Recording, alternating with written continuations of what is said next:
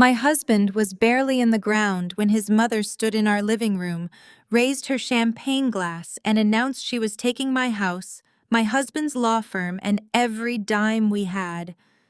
My attorney begged me to fight the forged will. Instead, I looked her dead in the eye and let her take it all. Everyone thought I was crazy, but they had no idea the massive trap I had just set. My name is Rebecca, and I am 33 years old. Before I continue this story, let me know where you are watching from in the comments below. Hit like and subscribe if you have ever had to stand up to greedy in-laws who underestimated your intelligence. Gavin and I had been married for 8 years when a drunk driver ran a red light and ended his life. He was 35, a brilliant corporate lawyer, and the father of our 6-year-old daughter Lily. The grief was a suffocating weight, a heavy blanket that made it hard to breathe, let alone think. But I did not have the luxury of falling apart. The day of his funeral, I hosted a reception at our home, a sprawling modern estate we had purchased just 3 years prior. The house was filled with colleagues, friends, and family, all murmuring quiet condolences. I stood near the kitchen island, holding Lily close to my side, watching the crowd. That was when Patricia, my mother-in-law, decided to make her move. She did not weep. She did not mourn. Instead, she picked up a silver spoon and tapped it against her crystal champagne glass. The sharp, clinking sound cut through the quiet conversations, drawing every eye in the room to the grand staircase where she had positioned herself. She wore a pristine black designer suit, looking more like a corporate raider about to announce a hostile takeover than a grieving mother. "I am taking over this house, Gavin's law firm, and all his assets," Patricia announced, her voice ringing out clear and unapologetic. She looked directly at me, a cold smirk playing on her lips. "Rebecca, you have exactly 3 days to pack your things. You can take Lily with you, but you are not getting a single dime of my son's money." A collective gasp rippled through the room. Guests exchanged horrified glances, some setting their drinks down and quietly edging toward the door. I felt Lily tighten her grip on my dress. I did not cry. I did not scream. My background is in commercial asset valuation and restructuring. In my line of work, panic is a liability. You evaluate the threat, you look at the documentation, and you find the structural weakness. "You cannot just claim our home and our business," I said, keeping my voice remarkably steady. "I demand to see the legal backing for this theatrical performance." Right on cue, Simon, Patricia's aggressively slick probate lawyer, stepped out from the crowd. He marched over to the glass coffee table and slapped down a thick manila folder. Inside was a document that made my blood run cold. It was a modified will supposedly signed by Gavin just 1 week before his fatal accident. The document named Patricia as the sole beneficiary of his entire estate, explicitly stating it was to protect the family legacy from outside interference. Before I could even process the absurdity of the document, Amanda, Gavin's younger sister, stepped up beside her mother. She crossed her arms, sneering at me with a look of pure disdain. "Do not act shocked, Rebecca." Amanda snapped, her voice echoing in the sudden silence of the living room. "Mom paid for Gavin's undergraduate degree. She supported him. You were nothing but his arm candy, a pretty face to sit at corporate dinners. Your free ride is officially over." The delusion was staggering. Amanda and Patricia had always preferred their own rewritten history. The truth was that I had worked 80-hour weeks at my valuation firm to pay for every single semester of Gavin's law school. I had carried our finances on my back while he built his career, but I bit my tongue. Arguing with narcissists in front of an audience only feeds their ego. Then came Terrence, Amanda's husband. Terrence was a black African-American commercial real estate broker known for his flashy suits and arrogant demeanor. He had always been obsessed with status and quick payouts. While the rest of the room was still reeling from Patricia's announcement, Terrence was already pacing the perimeter of the living room. He tapped his knuckles against the custom mahogany wall panels and ran his hand over the marble fireplace. He spoke loudly, making sure I could hear every word. "Mother Patricia, I can push this property off the market for a solid $2 million by the end of the month. The market is hot right now, but we have to kick her out quickly before she gets vindictive and damages the fixtures. These hardwood floors are imported. We cannot risk her scratching them up when she drags her cheap furniture out of here." I stared at Terence, memorizing the greed in his eyes. They were not mourning a son or a brother. They were looting a corpse. They viewed Gavin's death as a winning lottery ticket, a sudden windfall they felt entitled to claim. David, my own attorney and a trusted friend of Gavin's, pushed his way through the remaining guests and grabbed my arm. He pulled me into the privacy of the hallway, away from the glaring eyes of my in-laws. His face was ashen, his breathing shallow. "Rebecca," David whispered, his voice trembling slightly. "I just looked at the signature on that document. It looks completely legitimate. I do not know how they did it, but it matches Gavin's signature perfectly. We are going to have to drag this through probate court for years to prove it is a forgery." I looked back toward the living room, watching Patricia pour herself another glass of champagne. "And there is something worse." David continued, running a hand over his face. "I just got a notification from the bank. Patricia's lawyer used that document to file an emergency injunction. She just successfully froze your joint bank accounts. Every single dollar you and Gavin shared is locked down." The reality of the situation crashed over me. They were attempting to financially starve me into submission. They wanted me destitute, desperate, and incapable of fighting back. I looked down at Lily, who was looking up at me with wide, confused eyes. I knelt down, kissed her forehead, and told her everything was going to be perfectly fine. Then I stood back up and looked at David. "Let her freeze the accounts," I said, my voice dropping to a dangerous calm. "Let them think they have won the opening battle. They have no idea what they are actually claiming. The game has just begun." The morning after the funeral ambush, the reality of Patricia's financial warfare set in. I woke up early, the house suffocatingly quiet without Gavin. I needed to maintain a sense of normal routine for Lily, which meant making her favorite pancakes for breakfast. When I opened the refrigerator, I realized we were completely out of milk and fresh fruit. I grabbed my keys, strapped Lily into her car seat, and drove to the upscale grocery store just a few miles from our neighborhood. The store was bustling with the usual morning crowd. I filled my cart with groceries, keeping a brave face for my daughter while my mind raced through the legal nightmare waiting for me at home. I approached the checkout lane, placed my items on the conveyor belt, and swiped my primary debit card. "Declined." The word flashed on the card reader screen in bright red letters. I felt a sudden spike of anxiety. I tried my secondary credit card, a joint account I shared with Gavin. "Declined." The cashier, a teenager looking thoroughly bored, sighed heavily. "Do you have another form of payment, ma'am?" The line behind me was growing. I could feel the impatient stares of the other shoppers burning into my back. A woman behind me checked her watch loudly. My heart pounded against my ribs. Patricia had actually done it.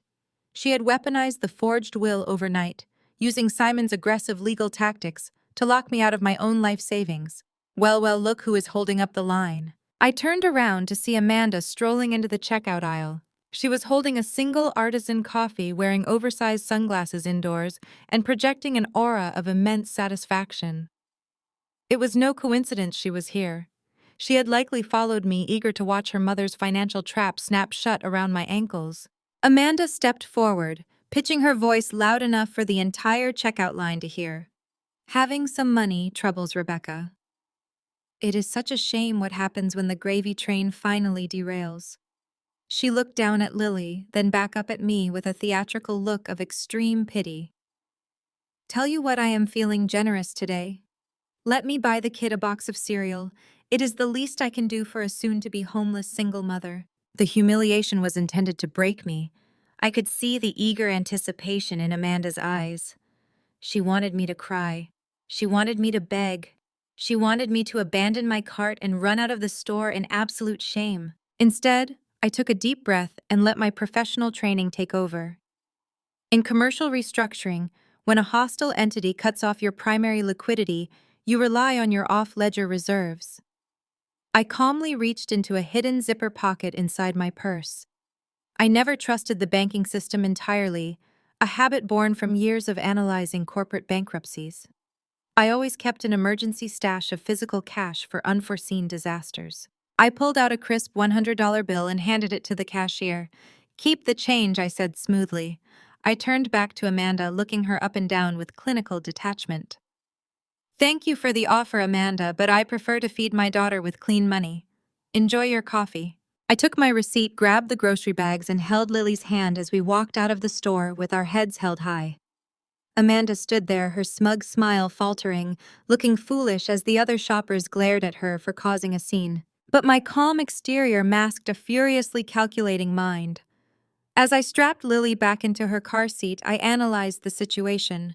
Patricia was cutting off my oxygen to force a quick surrender. She knew that a drawn-out legal battle over the estate would drain the resources she desperately wanted to hoard. By freezing my accounts and threatening my housing, she was betting that I would fold under the pressure and sign away my rights just to survive. It was a classic corporate starvation tactic. But Patricia had made a fatal miscalculation. She assumed my only value was as Gavin's wife. She forgot that I evaluated hostile takeovers for a living. I pulled into my driveway, determined to call David and formulate a counter-offensive. But as I turned the corner, my blood boiled. Terrence was pacing the length of my driveway, talking loudly on his Bluetooth earpiece. He held a high-end digital camera, actively taking photos of the property's exterior. He snapped pictures of the custom landscaping, the imported stone facade, and the 3-car garage. He was treating my home like an open house viewing, and the body was not even cold. I parked the car and stepped out, glaring at him. "What exactly do you think you are doing on my property?" Terrence. Terrence ended his call and turned to me, a wide, arrogant grin spreading across his face. "Your property." He chuckled, adjusting his tailored suit jacket. "That is funny, Rebecca. You need to check the paperwork. This is Patricia's property now, and she has appointed me as the exclusive listing agent. I have already got buyers lined up from my private network." He walked up to the front porch, kicking his expensive leather shoe against one of the structural pillars.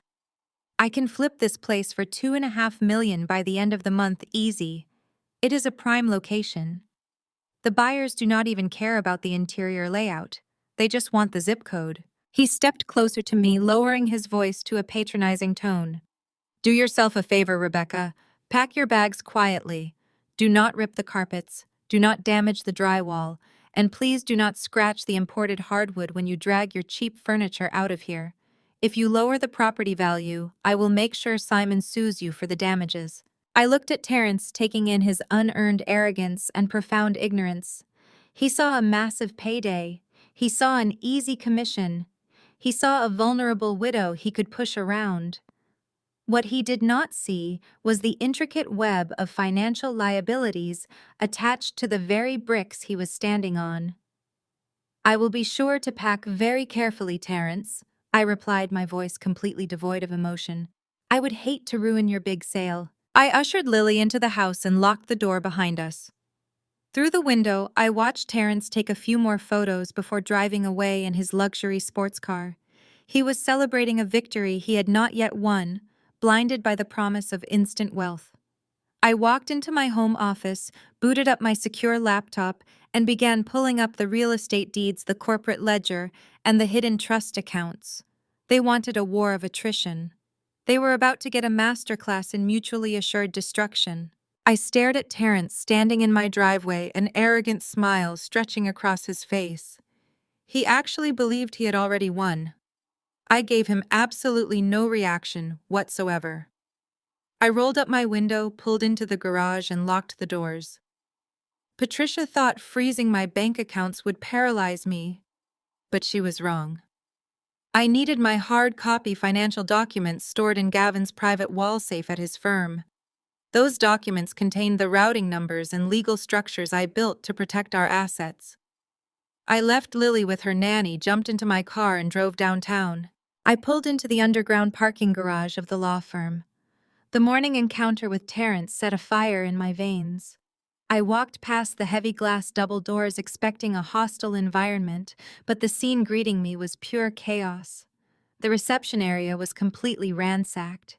Heavy metal filing cabinets were yanked open with confidential client documents spilling out onto the marble floor. Behind the main reception desk, a sweet young woman named Kelly was sobbing quietly. Kelly had been Gavin's loyal receptionist for 5 years. I asked her what happened. She told me Patricia had marched in an hour ago with a security team, fired half the staff without severance, and demanded the master keys to every executive office. I marched straight down the corridor toward Gavin's corner office, stepping over overturned boxes. The heavy oak doors were thrown wide open. There sat my mother-in-law lounging arrogantly in Gavin's custom leather executive chair. She had her expensive shoes propped up on his polished mahogany desk, sipping sparkling water from his crystal decanter, as if she had reigned over this firm her entire life. Amanda and Terrence were frantically rummaging through bookshelves, tossing legal texts and framed family photos onto the floor. Terrence held up a heavy brass sculpture Gavin received as an award. He declared the piece was solid brass and bragged about knowing a liquidator who could strip the entire suite bare so they could clear 50 grand by the weekend. What exactly is going on here? I demanded, keeping my tone measured and dangerously calm. Patricia spun the leather chair around to face me. She did not look like a grieving mother who had just buried her son. She looked like a corporate raider assessing her newly captured territory. I am taking inventory, Patricia sneered, waving a manicured hand around the ruined office. This firm is now entirely under my control. I am firing the dead weight and liquidating the capital account by 5 o'clock today. My son's money belongs to me now. My eyes immediately caught something sitting on the corner of the desk. It was a thick red file. My personal corporate restructuring credentials, my private client logs, and the off-ledger asset maps I had stored in Gavin's safe for extreme emergencies. It was the exact file I had come to retrieve. I took a deliberate step forward toward the desk. That folder belongs to me, I stated clearly. It contains my personal business operations and has absolutely nothing to do with Gavin's legal practice or this estate. Patricia picked up the red folder and flipped it open, scanning the complex financial spreadsheets with feigned amusement. "You think this little job of yours makes you smart?" she asked, her voice dripping with condescension. She tossed the folder back onto the desk with a loud smack. "You evaluate failing strip malls and bankrupt restaurants for a living. My son built a massive legal empire. Everything in this office, including the secrets you desperately stored in his safe, belongs to me now." "You really believe he built this empire alone?" I asked, challenging her delusion directly. When Gavin started this firm, he could barely secure a commercial lease because his credit was non-existent. I signed the loans. I structured the capital backing. I worked 80-hour weeks managing my own corporate clients just so he could afford to keep the lights on here during his first 3 years in practice. Amanda laughed loudly from across the room, kicking a framed photo of Gavin and me out of her way. "Oh, please," Amanda mocked. "You just rode his coattails. Mom paid for everything that mattered. You are just upset because the gravy train has permanently left the station and you are no longer holding the ticket." I ignored Amanda entirely. I walked straight up to the mahogany desk and reached for my red folder. It was my property, my intellectual work, and my absolute lifeline. Before my fingers could even brush the cardboard cover, Simon stepped out from the adjoining conference room. He moved with alarming speed, snatching the folder away and aggressively pressing a thick, legally bound document against my chest. I stumbled back a half step, shocked by the sudden physical intrusion. "You are trespassing on private corporate property," Rebecca Simon stated coldly, adjusting his glasses while looking down his nose at me. "This is a formal cease and desist order. Every asset document and paperclip in this building is currently under active probate review and entirely controlled by my client. Leave these premises immediately, or I will call the police and have you arrested right here in front of your entire staff." I looked from Simon's smug face to Patricia's triumphant grin. They held all the cards, or so they truly believed. They thought they had backed me into a corner with absolutely no escape route. I took the heavy cease and desist order from his freezing cold hands and walked out of the ruined office without saying another word. The elevator ride down to the parking garage felt like an eternity, but my mind was racing with clarity. They had taken the bait perfectly. Now I just needed to wait for them to trigger the invisible landmines I planted deep within those corporate files. The brutal war had finally started, and I would let them destroy themselves. I barely pulled out of the underground parking garage when my cell phone rang through the car speakers. It was David, my attorney. His voice sounded tight, completely stripped of its usual professional calm. He told me Simon had just fired over an emergency mediation request. They wanted a meeting within the hour at a neutral location. Patricia was officially moving to cut me completely out of the probate process before the court could even assign a judge. I told David to agree and set the location at his downtown office. I needed them out of their comfort zone, away from Gavin's executive chair where Patricia currently felt like royalty. 45 minutes later, I walked into David's glass-walled conference room. The air was thick with tension. Patricia sat at the head of the long oak table, her posture rigid and victorious. She wore a tailored suit that probably cost more than my first car. Amanda sat to her right, scrolling mindlessly on her phone, looking profoundly bored by the legal proceedings she barely understood but eagerly wanted to profit from. Terrence stood near the window, his custom suit catching the afternoon sunlight, projecting the image of a man who had already spent the millions he thought he was getting. Simon, acting as the designated attack dog, sat directly across from David, sliding a thick stack of papers across the polished wood. "Let us not waste any time," Simon stated, not bothering to offer condolences or even basic pleasantries. "My client wants a clean, quiet transition. We are fully aware that state law allows a widow to claim a spousal elective share, which could potentially tie up this estate in probate court for months. Patricia wants to avoid a prolonged public spectacle. Therefore, we are offering you a generous settlement to waive your rights immediately." Generous. The word hung in the air like a foul odor. I looked at David, who picked up the document and scanned the first page. His jaw clenched so tight I thought his teeth might crack. He pushed the contract toward me, tapping a specific clause with his pen. "They are offering you a $20,000 relocation stipend," David said, his voice laced with absolute disgust. "In exchange, they want you to sign a complete and irrevocable waiver of your spousal elective share. They want you to surrender your legal right to the house, the law firm, the bank accounts, and any remaining insurance policies. They are asking you to walk away from a multi-million-dollar estate for the price of a used car." I stared at the paper. It was an insult disguised as a legal document. $20,000 was barely enough to cover a decent security deposit and a few months of rent in our school district. Patricia was essentially trying to tip me to leave my own life. "It is a fantastic deal," Amanda chimed in, tossing her phone onto the table. "You should be thanking Mom on your knees. Gavin always complained about how much you spent on Lily's private school and your ridiculous organic groceries.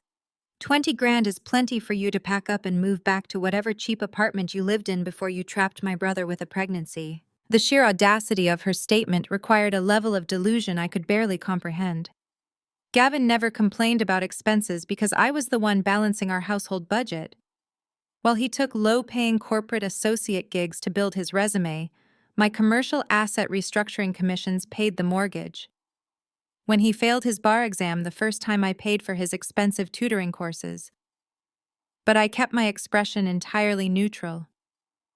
I learned long ago that reacting to their manufactured reality only gave them power. Terrence stepped away from the window, leaning heavily over the conference table to intimidate me. He shot his cuffs, making sure the heavy gold Rolex on his wrist caught the overhead lights. "Listen to me," Rebecca, Terrence said, using his slickest broker voice. "Take the 20 grand. It is honestly more cash than you brought into this marriage anyway. You came with nothing but a basic college degree and a lot of ambition. Gavin built the real wealth. Be smart. Take the check and walk away quietly." Terrence smiled, showing teeth. "If you try to fight us in probate court, we will bleed you dry. We have the firm's capital account. We can afford to hire litigators who will drag this out for 5 years. We will drown you in legal fees until you have absolutely nothing left to feed Lily. You will be fighting us from a homeless shelter." I looked at Terrence, memorizing the threat. He actually thought he was the smartest person in the room. He believed that holding the keys to Gavin's law firm made him untouchable. He did not realize that the capital account he was so proud of was a mirage, heavily leveraged and tied to toxic debts I had mapped out years ago. But I could not show my hand yet. I had to let them overcommit. I reached out and placed my hand flat on the predatory contract. I looked directly at Patricia, bypassing her attack dogs entirely. You want me to sign away my legal rights, my home, and my daughter's inheritance for $20,000? I asked, letting the silence stretch out after the question. Patricia folded her hands elegantly on the table. It is a business transaction, Rebecca. You evaluated failing companies. Consider your marriage a closed account. You are being liquidated. Sign the paper, take the stipend, and disappear. It is the best offer you will ever get. I slowly pushed the document back across the table toward Simon. I am not signing anything, I stated firmly. You forged that will.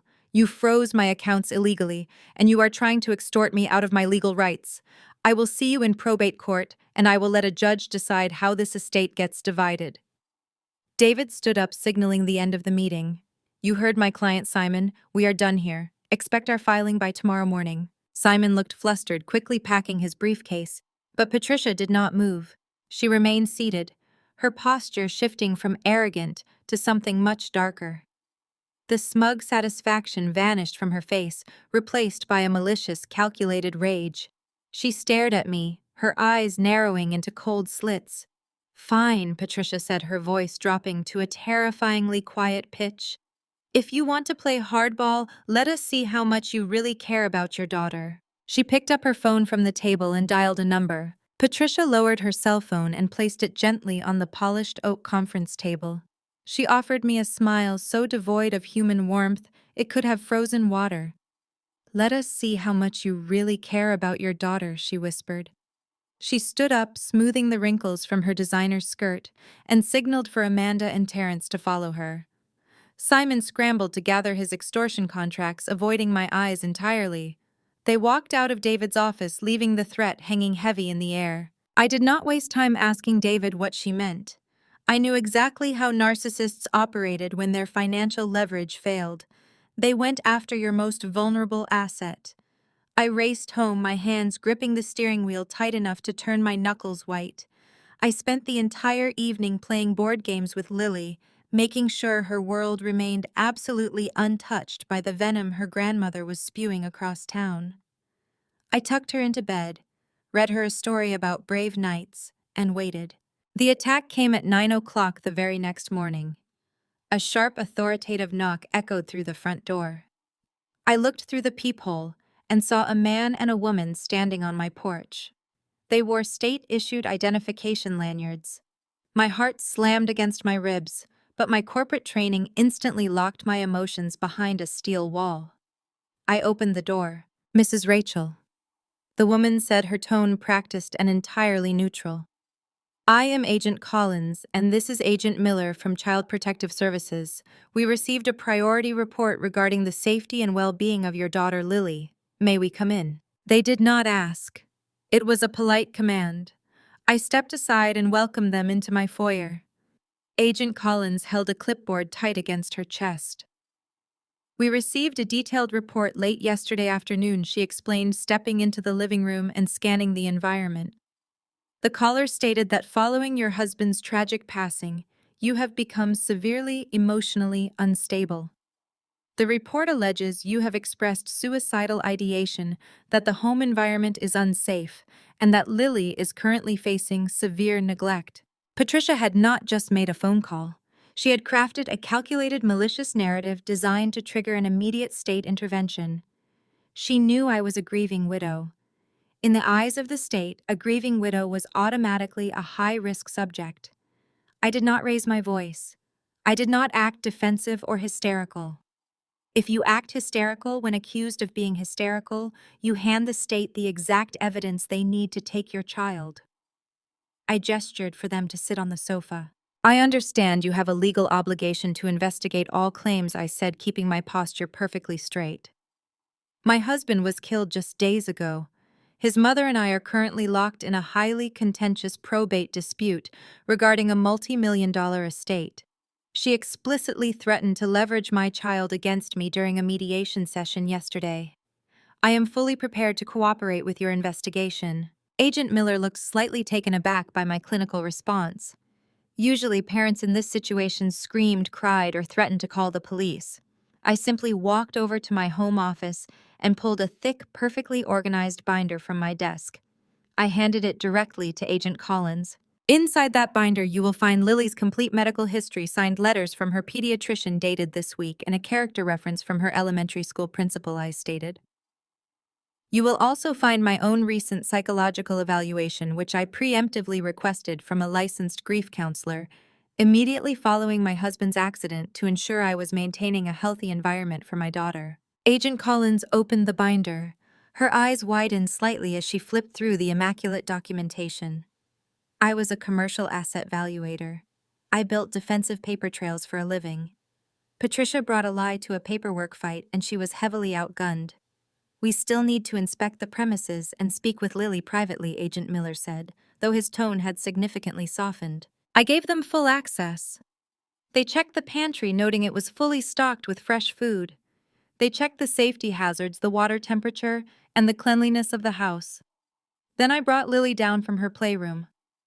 I sat in the kitchen while Agent Collins spoke to my 6-year-old daughter in the living room. I listened to Lily happily tell the agent about her breakfast, about the board games we played last night, and about how much her mommy loved her. There was no fear in my child. There was no neglect to uncover. After 20 minutes, the agents returned to the kitchen. Agent Collins closed her clipboard. Your daughter appears healthy, well-adjusted, and perfectly safe, Mrs. Rachel. The home environment meets all state standards. I nodded, feeling a massive wave of relief trying to break through my rigid composure. However, Agent Miller interjected, his face serious. State protocol mandates that any high-priority report regarding suicidal ideation requires us to keep the investigation open for 30 days. We will need to conduct unannounced follow-up visits. If we receive any further reports, or if you display any signs of emotional instability, we will be forced to escalate the case. They were leaving Lily with me, but Patricia had successfully placed a sword over my head. For the next 30 days, I was going to be under a government microscope. One wrong move, one public breakdown, one loud argument, and Patricia could swoop in and claim emergency custody. I thanked the agents and walked them to the door. As soon as the front door clicked shut, my cell phone vibrated in my pocket. I pulled it out. It was a text message from Amanda. I opened the message. It was a high-resolution photograph of a large, beautifully lit bedroom inside Patricia's mansion. The room had been completely redecorated overnight.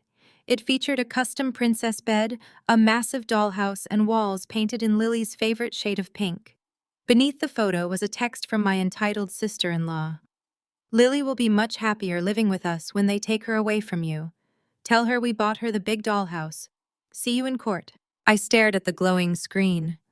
A normal person would have thrown the phone against the wall.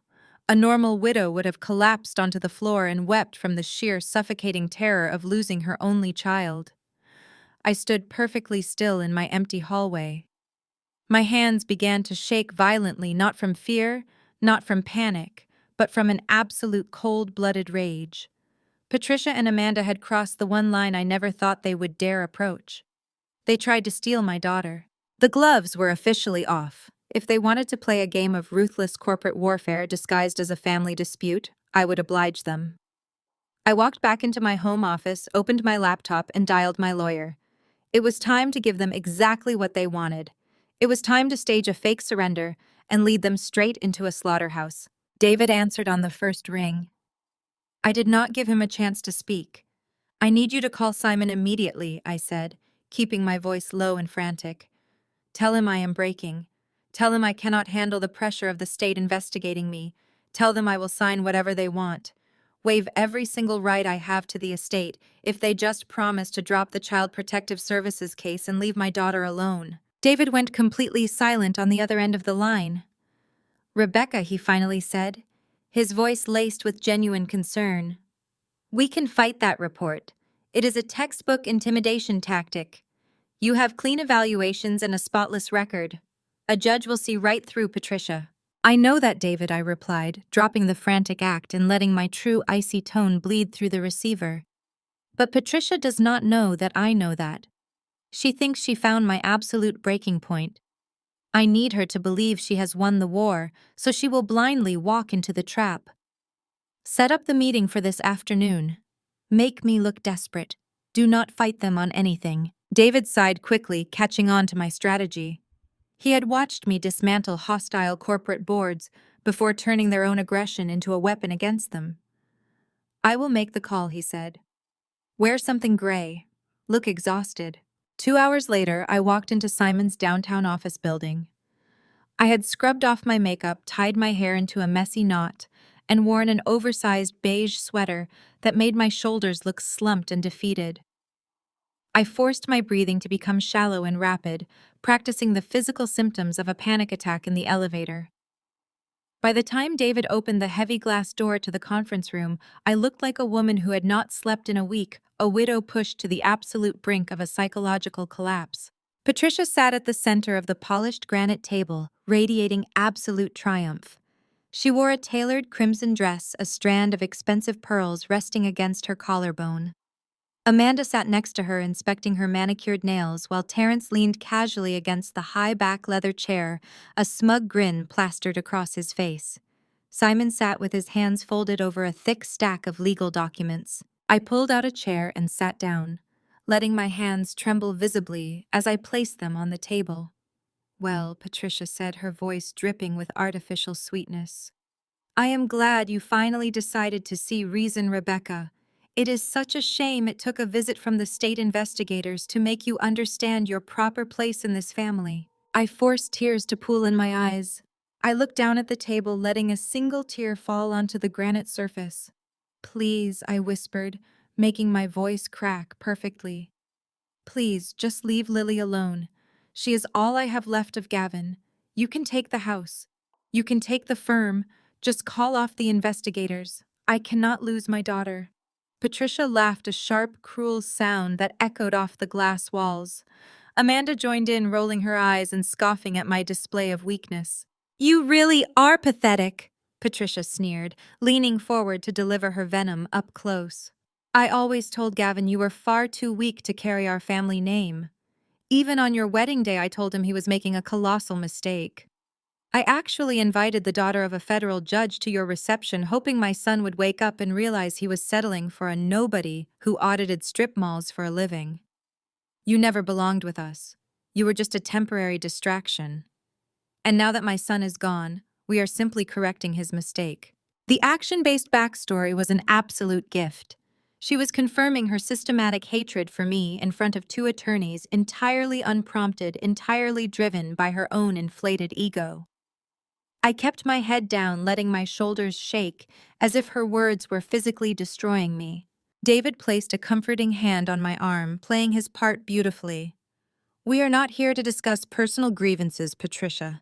My client has agreed to your terms regarding the spousal elective share. We are here to execute the waiver." Simon slid a dense multi-page document across the table.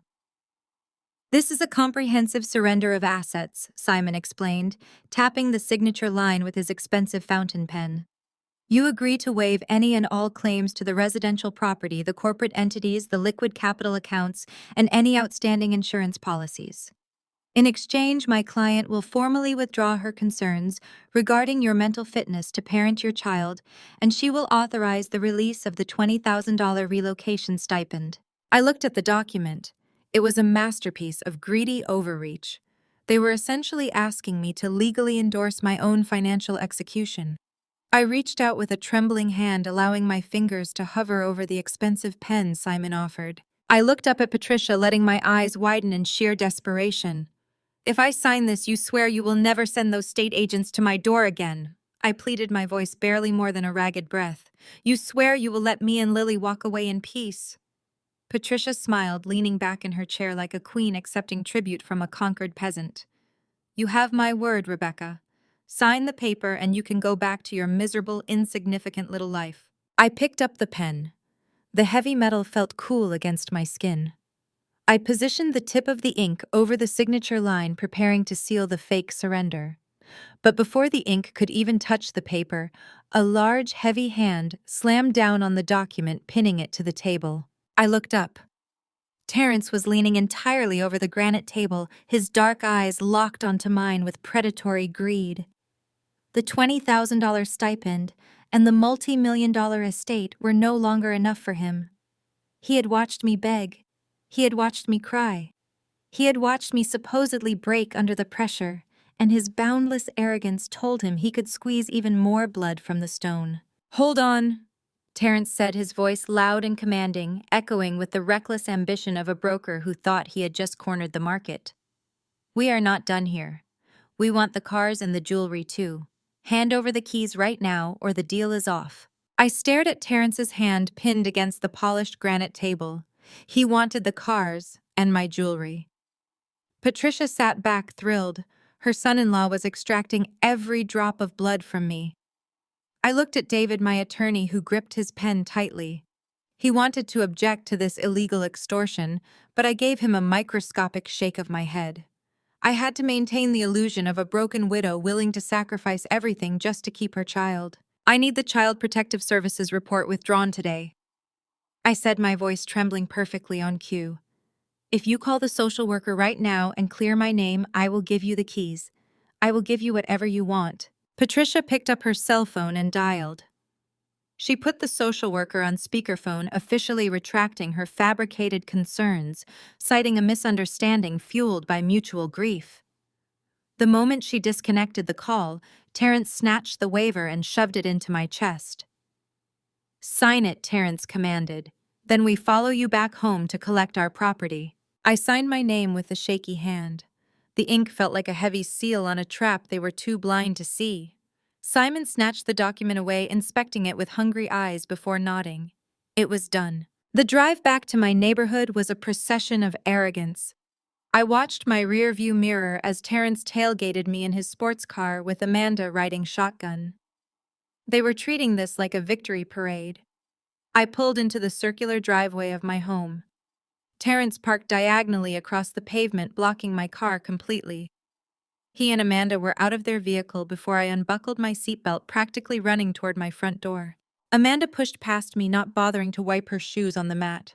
She marched straight up the grand staircase, making a beeline for the master bedroom I shared with Gavin. I followed her, playing the part of the defeated victim. By the time I reached the bedroom door, Amanda was already ripping open my velvet jewelry boxes, tossing earrings and bracelets onto the carpet. She found the black velvet case hidden in the back of the drawer. She snapped it open, revealing the 5-carat diamond anniversary necklace Gavin gave me 2 years ago. The sunlight caught the brilliant cut stones, casting sharp reflections. "Gavin bought this with family money," Amanda declared, snatching the necklace from its velvet bed and holding it up to the light. "He bought this when his law firm had its first $1 million quarter. You did absolutely nothing to earn a piece like this. It belongs to us." The historical revisionism was comical. Gavin purchased that necklace to celebrate a major settlement, but he used a corporate credit card he maxed out. I quietly paid off the staggering balance, using my commercial valuation bonuses so his credit score would not tank before our mortgage renewal. Giving them reality would only ruin the masterpiece I was painting. "Take it," I whispered, wrapping my arms around myself as if I were freezing. "Just take it and leave my daughter out of this." Amanda clasped the diamonds around her own neck, turning to admire herself in my full-length mirror. She ran her fingers over the stones, completely absorbed by her own vanity. "It looks much better on a true blood relative anyway," she muttered, not looking at me. Terence stomped into the bedroom, his heavy footsteps echoing against the hardwood. He shoved his hand out, demanding the main prize. "Keys, now." I walked over to my dresser and picked up the heavy key rings. One set belonged to a custom Range Rover, the other to a matte black Porsche Cayenne. Both were purchased under Gavin's name, specifically tied to his corporate entity. I dropped the keys into Terence's waiting palm. The metal jingled loudly in the quiet room. Terence laughed, tossing the keys in the air and catching them with a slick motion. "Smart girl," he gloated, flashing his bright white teeth. "You finally learned how to take a loss. I will have these vehicles sold to a high-end dealership by tomorrow morning. A buddy of mine moves luxury cars, no questions asked. We will have the cash cleared before the probate judge stamps the final estate transfer." He grabbed Amanda by the waist, steering her out of the bedroom. They did not say goodbye. They simply took what they believed was their rightful plunder and marched downstairs.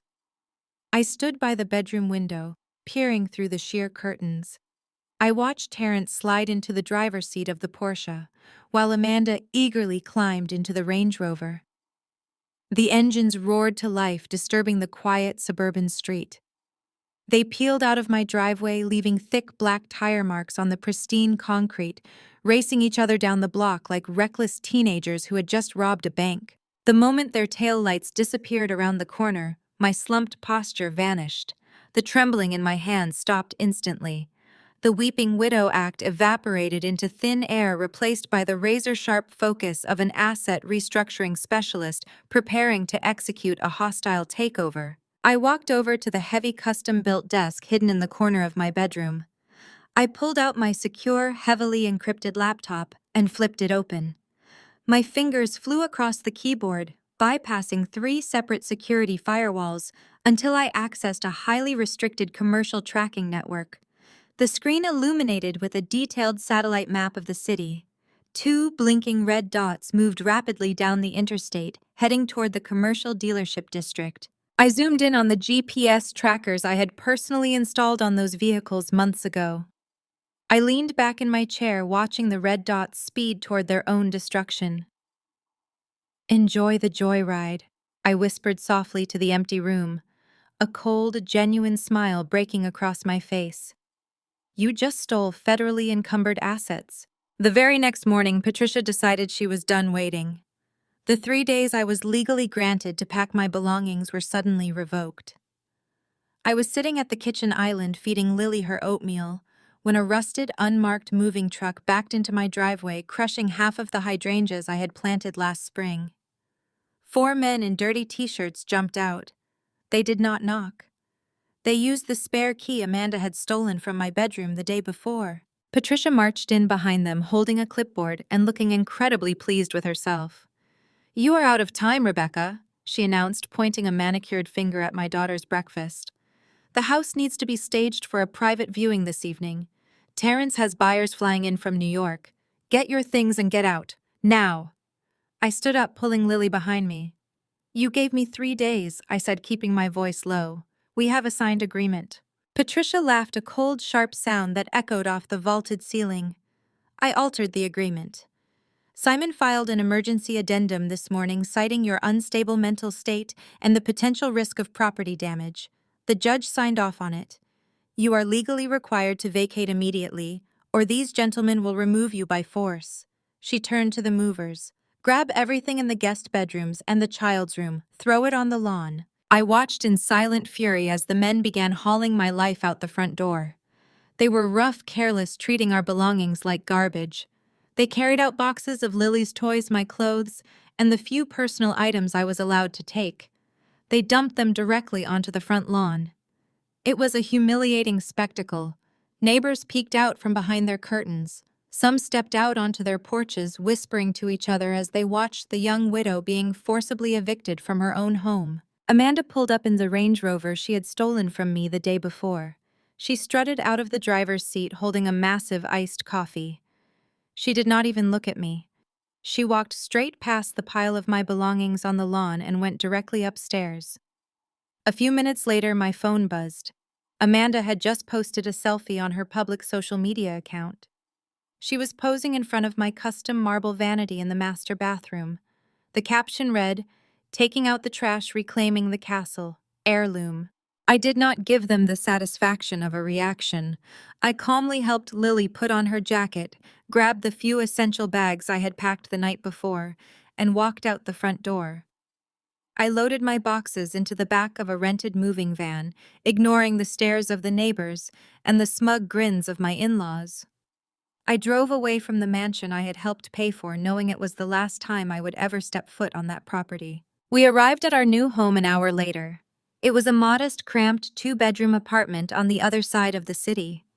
The walls were thin, the carpet was stained, and the kitchen was barely large enough for a single person to stand in. It was a stark contrast to the luxury we had left behind. Lily looked around the small space, clutching her favorite stuffed bear tightly against her chest. "Mommy, are we going to live here now?" she asked, her voice trembling slightly. I knelt down to her eye level, brushing a stray curl from her forehead. Yes, sweetie. Just for a little while. Think of it like a camping trip. It is a secret adventure just for you and me. Lily managed a small smile, comforted by the idea of a secret adventure. I set her up in the tiny living room, with her coloring books and snacks, making sure she felt safe and secure.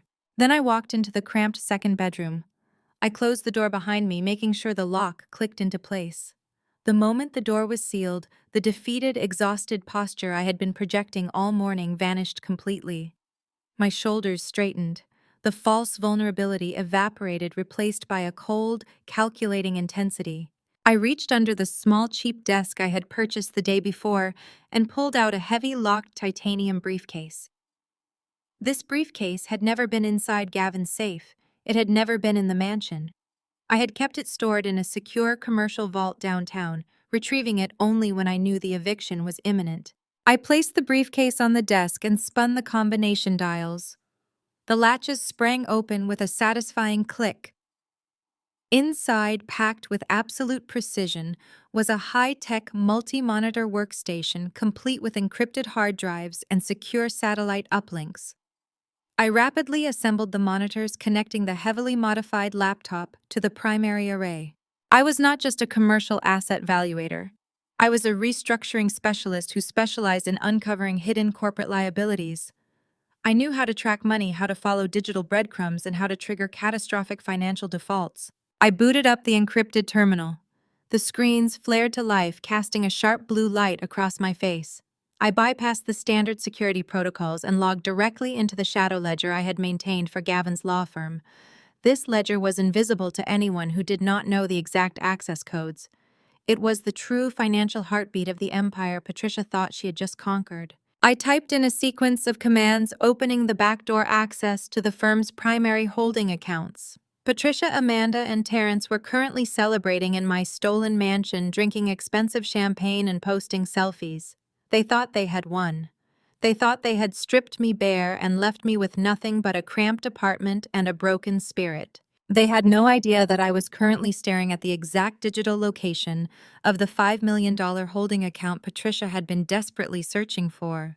And they had no idea that I was about to deliberately leave the vault door wide open. Across the city, sitting behind Gavin's expansive mahogany desk, Patricia was growing intensely impatient. She had the grand mansion. She had the luxury vehicles. She had successfully kicked me out into the streets to suffer. But physical assets took time to liquidate, and Patricia wanted immediate, tangible cash to validate her newly stolen power. She watched with sharp, predatory eyes as Simon combed through the law firm's financial databases. Simon wiped sweat from his forehead, his fingers trembling slightly as he typed in the master executive passwords Patricia had legally seized during the probate ambush. Suddenly, Simon froze completely. He leaned much closer to the bright monitor, his brow furrowed in deep, anxious concentration. He had stumbled upon a highly restricted subledger, a hidden directory buried deep beneath layers of standard corporate tax filings. The primary firewall guarding it had surprisingly dropped, accepting his executive override without a single challenge or security prompt. Simon clicked open the final encrypted file. A detailed summary page loaded on the screen. Patricia slammed her manicured hands on the desk and demanded to know exactly what he had found. Simon turned the monitor toward her, his voice barely an audible whisper. He told her there was a shadow account, an off-book corporate holding fund registered securely under the firm's umbrella. The balance sitting in the account was exactly $5 million. Patricia gasped, her greedy eyes reflecting the digital glow of the massive number. Simon immediately raised his hands, desperately trying to calm the sudden electric energy filling the room. He cautioned Patricia to wait before taking any action.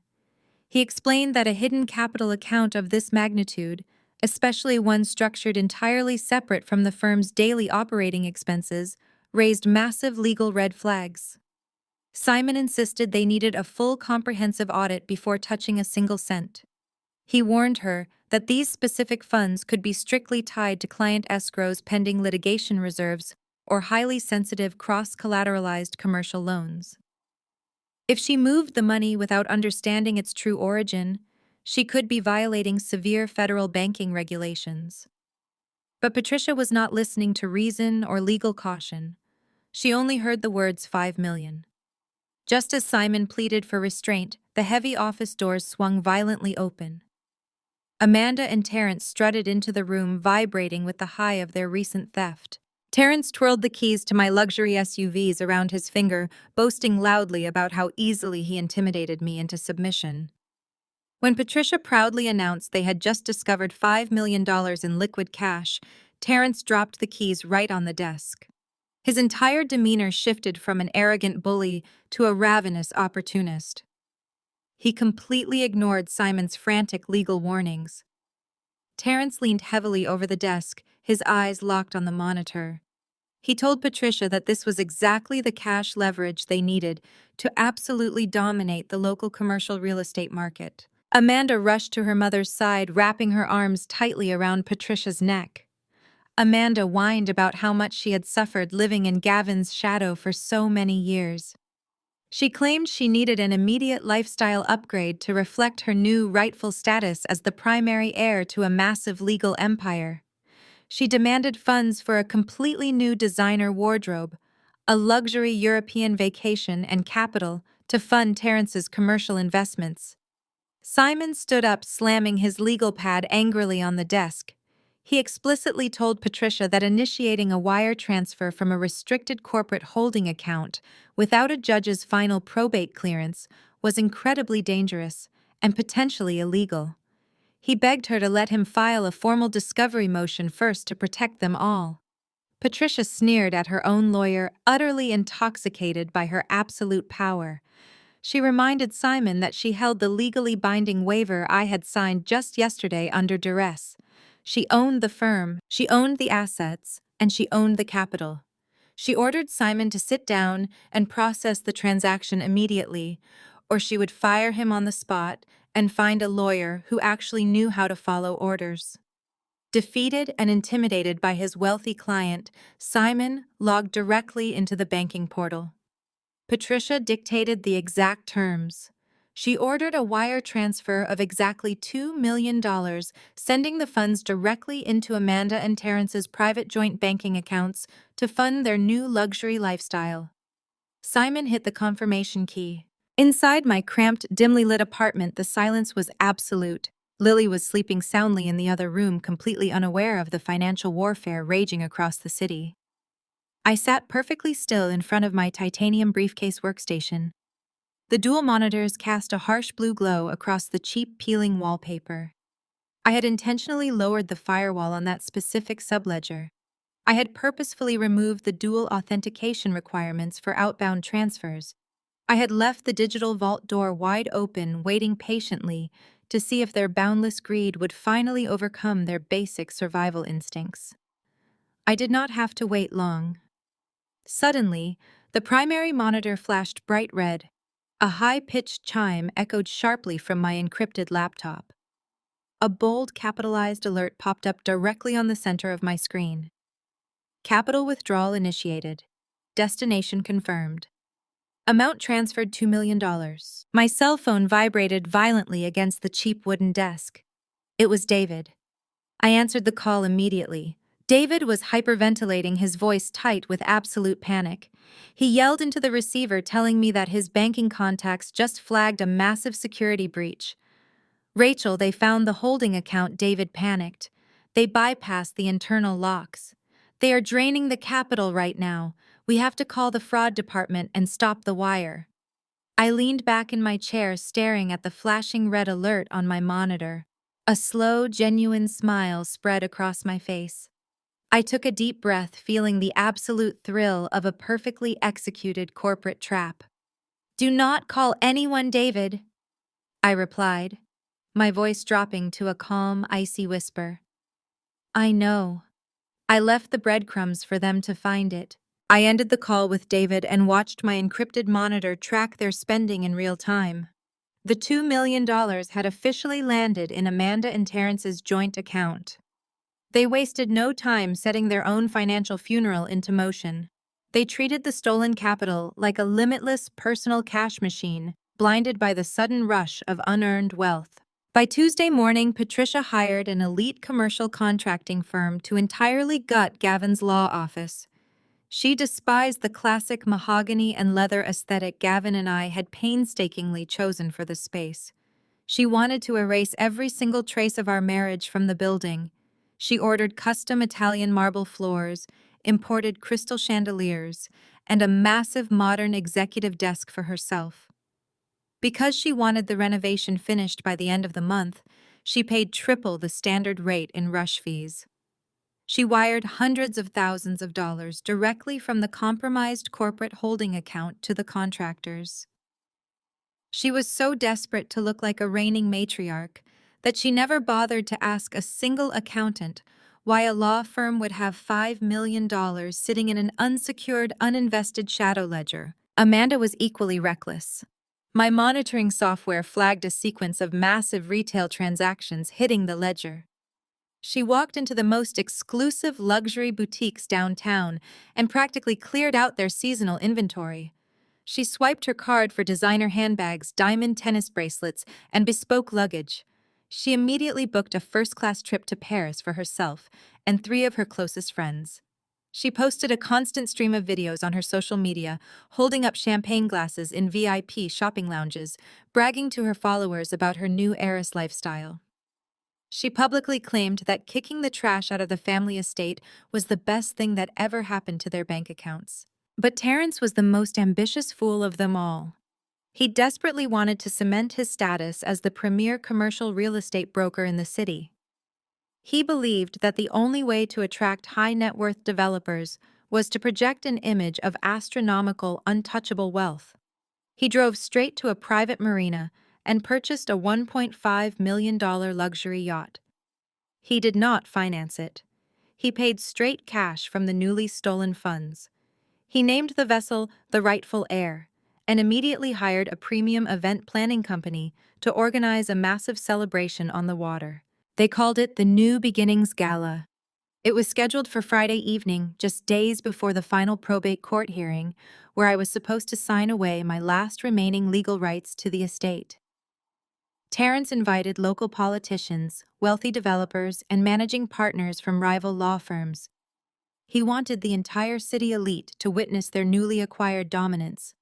They believed they had successfully crushed me into dust, and they wanted an audience to applaud their victory. I tracked the party through the event company's public vendor tags and the social media posts of their wealthy guests.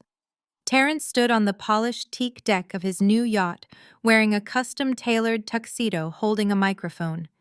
He gave a boisterous speech to the crowd, loudly celebrating the dawn of a new era for his family's legacy. He actually stood there and told hundreds of influential people that they had finally excised a parasitic gold digger from their family tree. Patricia clinked her crystal glass, nodding in smug agreement, as Terrence claimed I was currently crying in a cheap rented room while they sailed into a golden sunset. Amanda laughed loudly, telling the wives of local bankers that I was completely cut off and practically begging for scraps. They were completely drunk on stolen money and unearned power. They reveled in their cruelty, thoroughly enjoying the illusion that they had outsmarted a commercial asset valuator. But as the lavish party reached its absolute peak, the catering director approached Terrence near the main bar. The extravagant event required a final payment for the premium vintage champagne, the imported raw oyster bar, and the extensive private waitstaff they had hired for the night. The remaining balance on the invoice was exactly $50,000. Terrence confidently pulled out his heavy metal black card and handed it directly to the waiting director. He gave the man a patronizing smile, acting like $50,000 was nothing more than pocket change to a man of his newly elevated financial stature. He then turned right, back to his wealthy guests, boasting loudly about the massive commercial real estate deals he planned to close by the end of the financial quarter. 5 minutes later, the catering director returned to the crowded bar area. He looked deeply uncomfortable, shifting his weight nervously from side to side. He politely handed the heavy black card back to Terrence and quietly explained that the electronic transaction had been surprisingly declined. Terrence laughed out loud, waving his hand dismissively at the worried man. He confidently assured his elite guests that it was merely a simple fraud protection hold triggered by the unusually high spending volume he had generated over the past few days.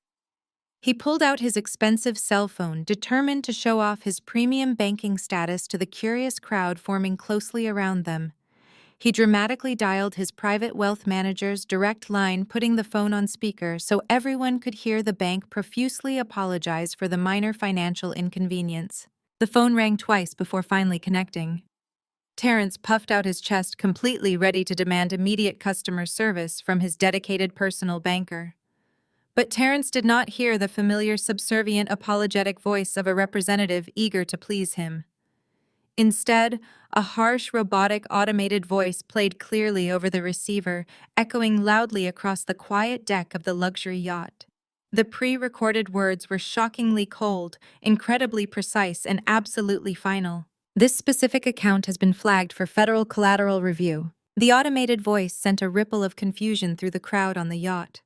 Terrence disconnected the call, laughing off the warning as a banking error caused by his spending spree. He ordered the catering director to send the invoice to his office, projecting confidence. But I knew the truth. Beneath his tuxedo, Terrence was sweating. As a commercial real estate broker, he knew exactly what a federal collateral review entailed. He knew the stolen money was frozen. Panic had set in, driving them to make their most fatal mistake yet. Early Monday, David called with urgent news. Simon filed an expedited request for a mandatory mediation session. The probate judge was scheduled to stamp the ultimate estate transfer by Friday. Simon recognized Patricia's reckless spending could expose them to severe legal liabilities if I contested unlisted assets. He demanded we meet at an arbitration center to sign an absolute, irrevocable global waiver. They wanted to ensure I could never launch an audit or lay claim to missed accounts. I told David to accept immediately. The slaughterhouse was ready. I walked into the arbitration room wearing the same oversized beige sweater from my fake surrender. I kept my posture slumped. Patricia made a grand entrance 10 minutes late, draped in an expensive couture suit funded directly by the restricted capital account. Amanda followed closely behind, showing off my stolen diamond necklace. Terrence walked in last. He sat rigidly in his chair, obsessively refreshing the banking application on his phone. His jaw was clenched tight. He desperately needed this final document signed, so he could beg his bank to unfreeze his stolen millions. "Let us finalize this transition," Simon stated, sliding legal documents across the table. He looked only at David. "My client requires absolute finality before the court hearing. This document is a comprehensive global release. It explicitly states your client waives all future claims to any unlisted assets, known or unknown. She agrees that the law firm, the residential properties, the vehicles, and all financial instruments are surrendered entirely. Once this is signed, she cannot sue, audit, or request any future financial discovery." David picked up the document, playing his part with flawless indignation. He scoffed, throwing the paperwork back onto the table. "This is extortion, Simon. You ask my client to sign away her right to investigate her husband's estate. For all we know, there are hidden offshore accounts. You want blanket immunity." Patricia slammed her hand against the table. "We want her out of our lives permanently," Patricia sneered. "We gave her the relocation stipend. We withdrew the Child Protective Services report. She agreed to walk away. This document ensures she does not come crawling back when her miserable career fails." I kept my head down, letting my breathing become rapid and shallow. I slowly reached into my leather satchel and pulled out the thick red folder. It was the exact same red folder Simon had snatched from my hands during the office raid. I clutched it tightly against my chest, wrapping both arms around the heavy cardboard. I looked up at Patricia, forcing my eyes to well with desperate tears. "I will sign your global release," I whispered, making my voice shake with manufactured heartbreak. "I will sign away the hidden accounts. I will sign away the cars and the house. But please, I am begging you, just let me keep this one folder." Simon frowned, adjusting his glasses. "What is in the folder, Rachel?" I pulled it tighter against my chest. It is Gavin's private intellectual property, I pleaded. It is his proprietary restructuring frameworks, the corporate models he developed late at night. It holds no immediate cash value for your law firm. It is just his private theories and personal research. Please, Patricia, you have taken his firm. You have taken the money. Just let me keep his intellectual property. It is all my daughter has left of her father. The room went silent. David looked at me with genuine shock, playing the role of a lawyer who had no idea his client was about to surrender a vital asset. Terrence stopped checking his phone, his eyes darting toward the red folder. Patricia reacted exactly as I knew she would. A toxic greed washed over Patricia's face. The idea that I possessed something valuable, something I desperately wanted to keep for my daughter, enraged her. Her narcissistic need for absolute domination blinded her completely to the danger.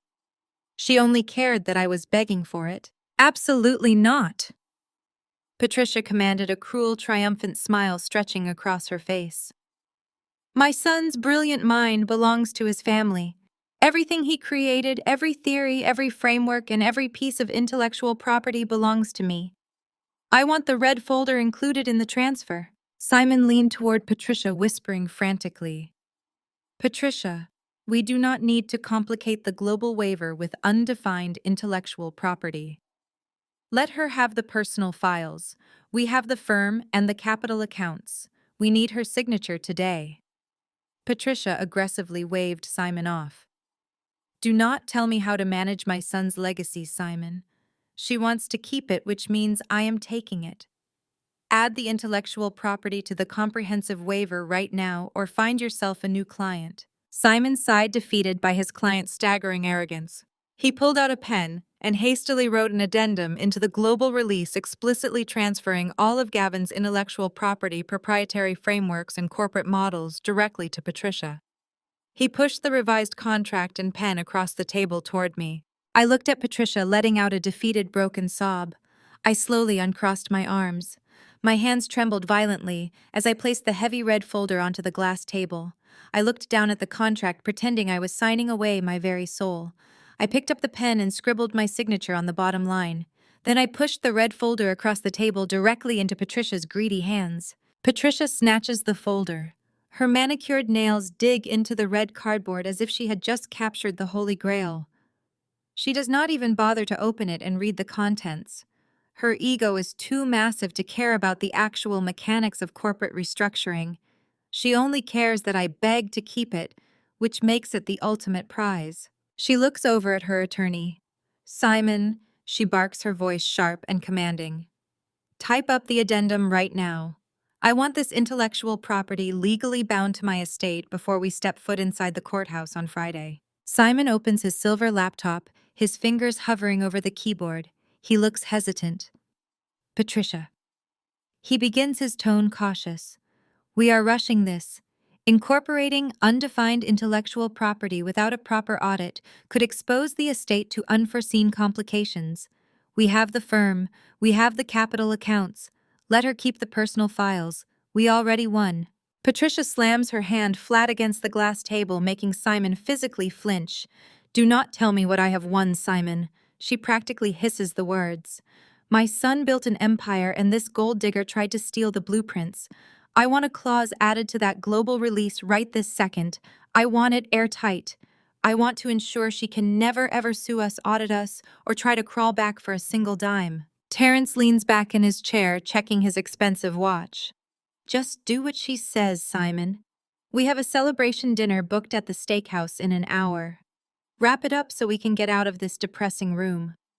Simon sighs, heavily, defeated by the overwhelming arrogance of his own clients.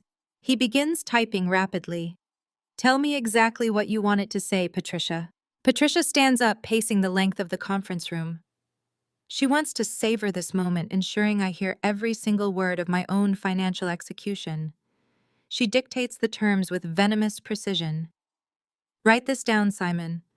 The beneficiary. Meaning me assumes all assets, intellectual property, and corporate entities belonging to my late son absolutely as is.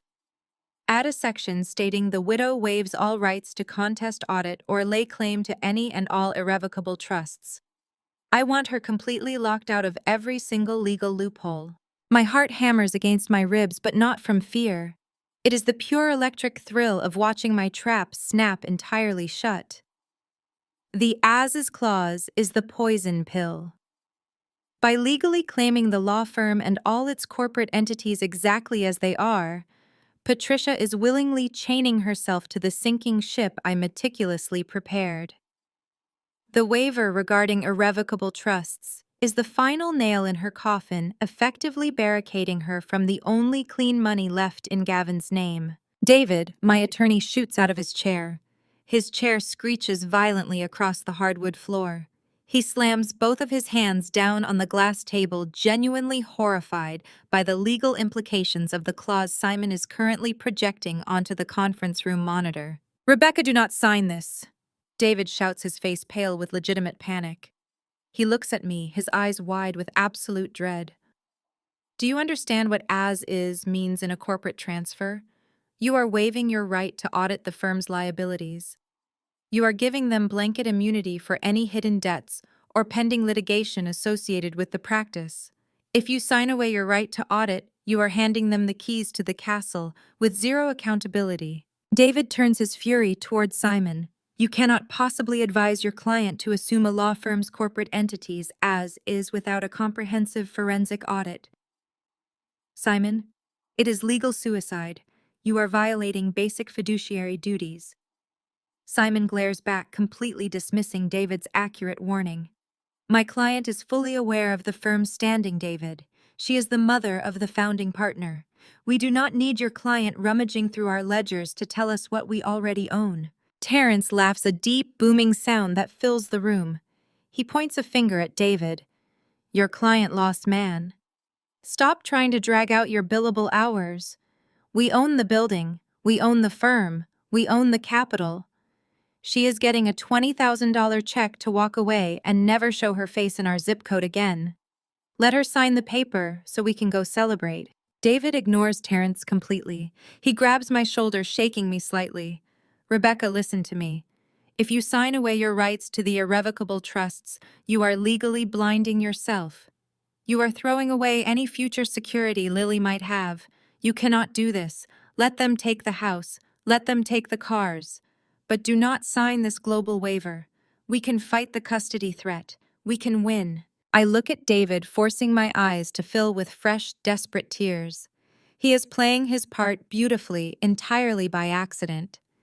His genuine panic validates the illusion that I am making a catastrophic, grief-stricken mistake. I slowly look up at Patricia. I let my voice crack, making myself sound like a terrified, broken mother who has absolutely nothing left to lose.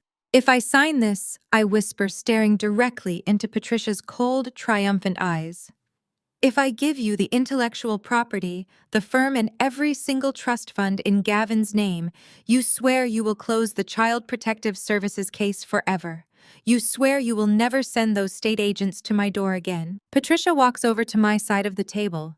She leans down, her face inches from mine. I can smell the expensive perfume she bought using the funds stolen from my holding account. She smiles, a wicked, victorious smirk that exposes all her teeth. "You have my word, Rebecca." Patricia says, her voice dripping with sheer malice. "Sign the paper and I will call the social worker right now. You and that child will be entirely dead to this family." I look down at the freshly printed addendum Simon just slid across the glass. The words "as is" and "irrevocable trusts" stare back at me in bold black ink. I pick up the heavy pen. My hand shakes as I press the metal tip against the signature line. David pleads one last time. "Rebecca, please." I ignore him. I scribble my name across the bottom of the page, executing the absolute final transfer of Gavin's estate. I push the signed contract across the table. Patricia snatches it up immediately, holding it like a championship trophy. Terrence claps his hands together, shouting about ordering the most expensive steaks in the city. Amanda pulls out her phone to take a selfie with the signed document. I stand up slowly, keeping my head bowed. I grab my empty leather satchel and walk out of the conference room without saying another word. David follows close behind me, muttering angry apologies under his breath. They think they just won the war. They think they just conquered an empire. But as the heavy glass doors close behind me, shielding me from their vile celebration, my posture instantly straightens. I wipe the fake tears from my cheeks. They just signed their own financial death warrants, and Friday's court hearing will be their execution. Thursday evening arrived with a heavy, unseasonable thunderstorm washing over the city, setting the perfect stage for the final act.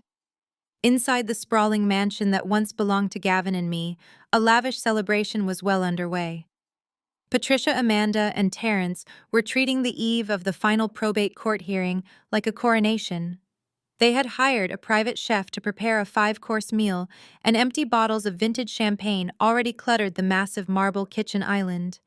They believed the war was entirely over. They held my signed global waiver, ensuring they would assume control of the estate exactly as it was while completely locking me out of any future legal recourse. Terrence stood by the floor-to-ceiling windows in the living room, swirling amber liquid in a crystal glass. He was already planning his hostile takeover of the local commercial real estate market. He looked at Patricia, a greedy, ambitious grin spreading across his face. I am sending 30-day eviction notices to every single tenant in Gavin's downtown commercial properties by Monday morning, Terrence boasted loudly. Those leases are vastly underpriced. I can gut the entire block, bring in premium corporate retail clients, and triple our rental revenue before the end of the financial quarter. We are going to bleed those buildings for every dollar they are worth. Amanda sat lazily on the custom velvet sofa, snapping endless photos of herself wearing my stolen 5-carat diamond anniversary necklace. She barely looked up from her glowing phone screen. Just make sure my monthly allowance increases, Terrence. I have my eye on a summer home in the Hamptons, and I refuse to fly commercial ever again. She adjusted the heavy diamonds against her collarbone, reveling in the stolen luxury. Patricia sat at the head of the formal dining table, radiating pure toxic satisfaction. The thick red folder containing Gavin's intellectual property sat right next to her champagne flute. It was her ultimate prize. She had not even bothered to open it or attempt to comprehend the complex corporate restructuring frameworks inside. To her, the red folder was nothing more than a hunting trophy, physical proof that she had broken me and stolen the one thing I begged to keep. She raised her glass high into the air. A toast, Patricia announced, her voice echoing off the vaulted ceilings. To the absolute preservation of our family legacy, we successfully cut out the dead weight, and tomorrow morning the judge will make it permanent. The gold digger is gone forever. They clinked their glasses together, laughing into the stormy night, completely blinded by their own monumental hubris. Across the city, inside the cramped, dimly lit walls of my rented 2-bedroom apartment, the atmosphere was entirely different. There was no champagne. There was no arrogant boasting. There was only the quiet, methodical precision of a mother preparing to secure her child's future. I sat on the edge of a twin-sized bed, gently tucking a soft blanket around Lily. The rain beat heavily against the thin glass window, but the small bedroom felt safe and warm. Mommy, Lily whispered sleepily, rubbing her eyes. Are those mean people going to take away our new secret adventure too? I leaned down and kissed her forehead, smoothing her hair back with a steady hand. No, sweetie, I promised softly. Those people are never going to bother us again. Tomorrow morning, Mommy is going to build a brand new castle just for you. Go to sleep. You are perfectly safe. I waited until her breathing became deep and rhythmic before silently closing her bedroom door. I walked into the narrow kitchen and sat down at the cheap laminate table. I opened my encrypted titanium laptop. The bright screen illuminated the dark room. All the digital traps were armed. The commercial holding accounts, the law firm ledgers, the real estate deeds. Everything was perfectly aligned for the slaughterhouse. I just needed the judge to ratify their blind greed at 9 o'clock tomorrow morning. My cell phone vibrated violently against the table. I picked it up and saw David's name flashing on the screen. I answered the call. Rachel, David said, his voice heavy with profound defeat and overwhelming guilt. I am so sorry. I am sitting here in my office staring at the duplicate copies of the global waiver you signed yesterday. I failed you as your legal counsel. I should have thrown myself across that conference table to stop you from signing the as-is clause. They took everything from you, and I let them do it. I cannot even sleep knowing Patricia is going to walk away with Gavin's entire empire tomorrow while you have absolutely nothing. I let him finish his apology. He was a good man, an honest lawyer, who genuinely believed his client had just committed financial suicide out of pure desperation. My posture straightened in the dark kitchen. The facade of the broken, terrified widow evaporated instantly, replaced by the razor-sharp dominance of a top-tier corporate restructuring specialist. "David, stop apologizing right now," I commanded, my voice losing all its vulnerability and turning completely ice-cold. I did not lose anything. I gave them exactly what I wanted them to have. I need you to listen to me very carefully. Boot up your secure terminal immediately. I heard the sound of a chair squeaking on his end of the line, followed by the rapid clicking of a keyboard. "Okay, David," said, his tone shifting from depressed to highly alert. "I am logged in. What is going on, Rachel? Pull up the unsealed financial ledger I just sent to your secure server 10 minutes ago." I instructed, my eyes locked on my own glowing screen. Scroll past the primary capital accounts. Go straight to the liability disclosures. Look at page 42. I waited in the dark, listening to the heavy silence on the line as David navigated through the encrypted files. I could hear his shallow breathing as he found the exact page. "Read it, David," I ordered quietly. "Tell me exactly what you see." There was a sharp intake of breath. The sound of a pen dropping onto a desk echoed through the phone. When David finally spoke, his voice trembled with absolute, undeniable shock. "Rachel," he whispered, completely stunned by the magnitude of the revelation. "Oh my God. Patricia just assumed full liability for a $20 million nightmare. They have absolutely no idea what they just signed." I smiled, a cold, ruthless expression in the shadows of my tiny kitchen. "I know," I replied. "Get some sleep, David. Tomorrow morning we execute them." Friday morning arrived with blinding sunlight streaming through the heavy glass windows of the county probate courthouse. I walked through the metal detectors wearing a simple, understated gray dress. David walked beside me. We pushed open the heavy oak doors of courtroom 4B. Patricia was already seated at the petitioner's table. She wore a custom-tailored emerald green couture suit, her posture rigid with absolute unyielding arrogance. Simon sat next to her, arranging his neat stacks of predatory contracts.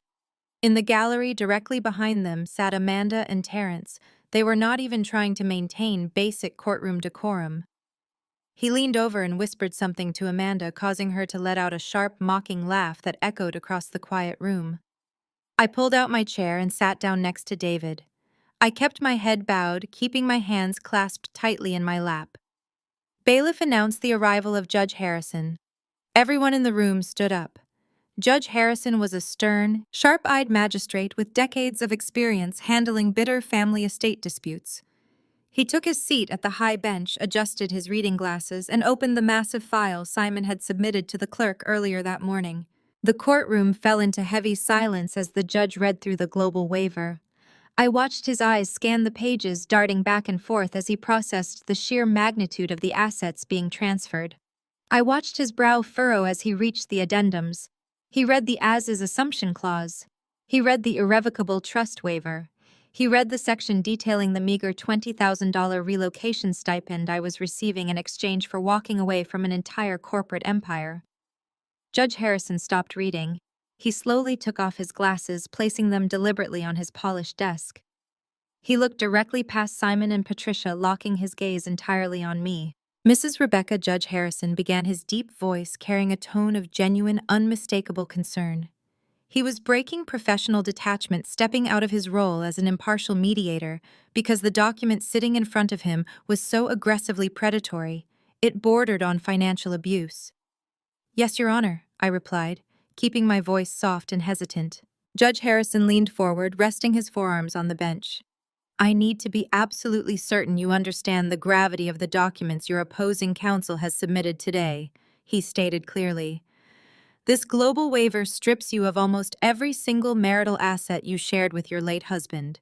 You are legally surrendering a multi-million-dollar residential estate, complete ownership of a highly lucrative corporate law firm, massive liquid capital, holding accounts, and all proprietary intellectual property associated with the practice. The judge paused, letting the staggering list of assets hang in the silent courtroom. He looked over at David, his expression hardening into a stern reprimand. "Counselor," the judge snapped at David, "are you genuinely advising your client to accept a $20,000 stipend in exchange for forfeiting her spousal elective share to an estate of this magnitude? This borders on legal malpractice." David stood up, playing the role of a cornered, defeated attorney to absolute perfection. "Your Honor, I have strongly and repeatedly advised my client against signing this global release. I have outlined every single legal consequence. However, my client is currently operating under immense personal distress. She insists on proceeding with this immediate surrender for deeply personal family reasons." The judge frowned, clearly dissatisfied with the answer, but legally bound by my agency as an adult, capable of making my own choices. He turned his attention back to me. "Mrs. Rebecca," the judge warned, his voice grave. "Once I ratify these signatures, this transfer becomes absolute and irreversible. You are accepting practically nothing. You are walking away with zero equity, zero future claims, and zero legal recourse to ever audit or contest this estate again. You are handing over the keys to an empire and locking yourself out permanently." From across the aisle, Patricia shifted in her chair. She turned her head slightly, locking her cold, malicious eyes onto mine. She did not say a single word, but the threat radiating from her glare was deafening. It was a silent, venomous reminder of the Child Protective Services report she held over my head. It was a silent promise that if I backed out now, state agents would be knocking on my door to take Lily away by sunset. Terrence smirked from the gallery, crossing his arms over his chest, waiting for me to bow down and accept my execution. Amanda stared at me with pure, unadulterated contempt. I took a deep, steadying breath. I unclasped my hands. I placed my palms flat against the wooden table. And then the terrified weeping widow completely vanished. I stood up slowly, pushing my chair back.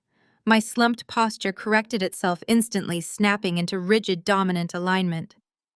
The manufactured fear evaporated from my face, replaced by an expression of absolute, terrifying clarity. I did not look at Patricia. I did not look at the gloating parasites in the gallery. I looked directly into Judge Harrison's eyes, projecting the undeniable authority of a woman who was in complete, total control of the battlefield. "Yes, Your Honor," I said, my voice echoing through the quiet courtroom, sharp, powerful, and absolutely unyielding. "I want them to have exactly what they signed for. Every single piece of it." Judge Harrison stared at me for a long, heavy moment. He recognized the sudden drastic shift in my demeanor, sensing a massive undercurrent he could not legally question. He looked down at the paperwork one last time, picked up his heavy ink-stamp, and pressed it firmly against the final page. He slowly picked up his heavy wooden gavel. It violently struck the sounding block with a sharp, echoing crack. The transfer was legally ratified. It was completely permanent. It was absolute. The trap had officially slammed shut. It was done. I pushed open the heavy oak doors and stepped out of courtroom 4B. The hallway was lined with polished marble and echoed with the sounds of other legal battles, but all I heard was the sharp, victorious laughter of my mother-in-law. Patricia marched out right behind me, flanked by Amanda and Terrence. They looked like royalty who had just successfully executed a peasant. Patricia adjusted the cuffs of her emerald green suit, her chin tilted high. She turned to Simon, who was sweating slightly as he hauled his heavy leather briefcase onto a nearby marble bench. "Give me the certificates," Simon, Patricia commanded, her voice dripping with sheer entitlement. "I want the physical corporate ownership papers in my hand before we leave this building. I want to feel the weight of my son's empire." Simon nodded eagerly, snapping the brass latches of his briefcase open. He reached inside to retrieve the premium stock certificates and the official transfer documents. When the judge stamped the final global waiver, it automatically unsealed the attached liability disclosure packet. This packet was a mandatory federal requirement for any corporate transfer executed under an as-is clause. I had submitted it under a strictly sealed motion days ago, knowing Simon would never bother to request a preliminary review, as long as Patricia was blinding him with her demands for speed and total domination. Simon pulled the thick manila disclosure packet out from beneath the certificates. He broke the red wax seal the court clerk had just applied. He flipped open the cover page to verify the corporate tax identification numbers. I stopped walking. I turned around and stood perfectly still in the center of the hallway. David stood right next to me, crossing his arms over his chest. We watched the exact second Simon realized he had just aided his client in committing financial suicide. Simon's eyes darted rapidly across the first page of the disclosure. His face, usually flushed with the arrogance of a high-priced probate lawyer, drained of all color in an instant. He flipped to the second page, his hands beginning to shake violently. The thick stack of paper rattled in his grip. He flipped to the third page, his breathing becoming shallow and frantic. He stumbled backward, his knees buckling slightly as he hit the marble wall for support. He began hyperventilating, loosening his expensive silk tie, as if the air had suddenly been sucked out of the courthouse. Patricia frowned, deeply annoyed by his sudden lack of composure. "Simon, what is wrong with you?" she snapped, reaching out to grab the corporate certificates from his trembling hands. "Give me my property." Simon pulled the briefcase away from her, staring at her with wide, horrified eyes. "Patricia!" he gasped, his voice cracking with sheer panic. "What did you just do? What did you make me add to that contract?" "I did exactly what I had to do," Patricia sneered, completely oblivious to the catastrophic reality unfolding in front of her. "I locked that gold digger out of my family legacy. Now give me the documents." I took a slow, deliberate step forward. The slump in my shoulders, the trembling in my hands, the manufactured tears, all of it vanished into thin air. I stood tall, projecting the absolute terrifying dominance of a top-tier corporate restructuring specialist who had just successfully liquidated a hostile entity. "He cannot give you an empire, Patricia!" I said, my voice echoing down the corridor with icy, unwavering authority. "Because you did not inherit an empire. You just inherited a massive ticking time bomb." Patricia spun around to face me, her eyes flashing with venom. "What are you talking about?" she demanded. I walked right up to her, closing the distance until I was looking directly into her eyes. I did not blink. "You forced me to sign an as-is clause," I explained, articulating every single syllable with lethal precision.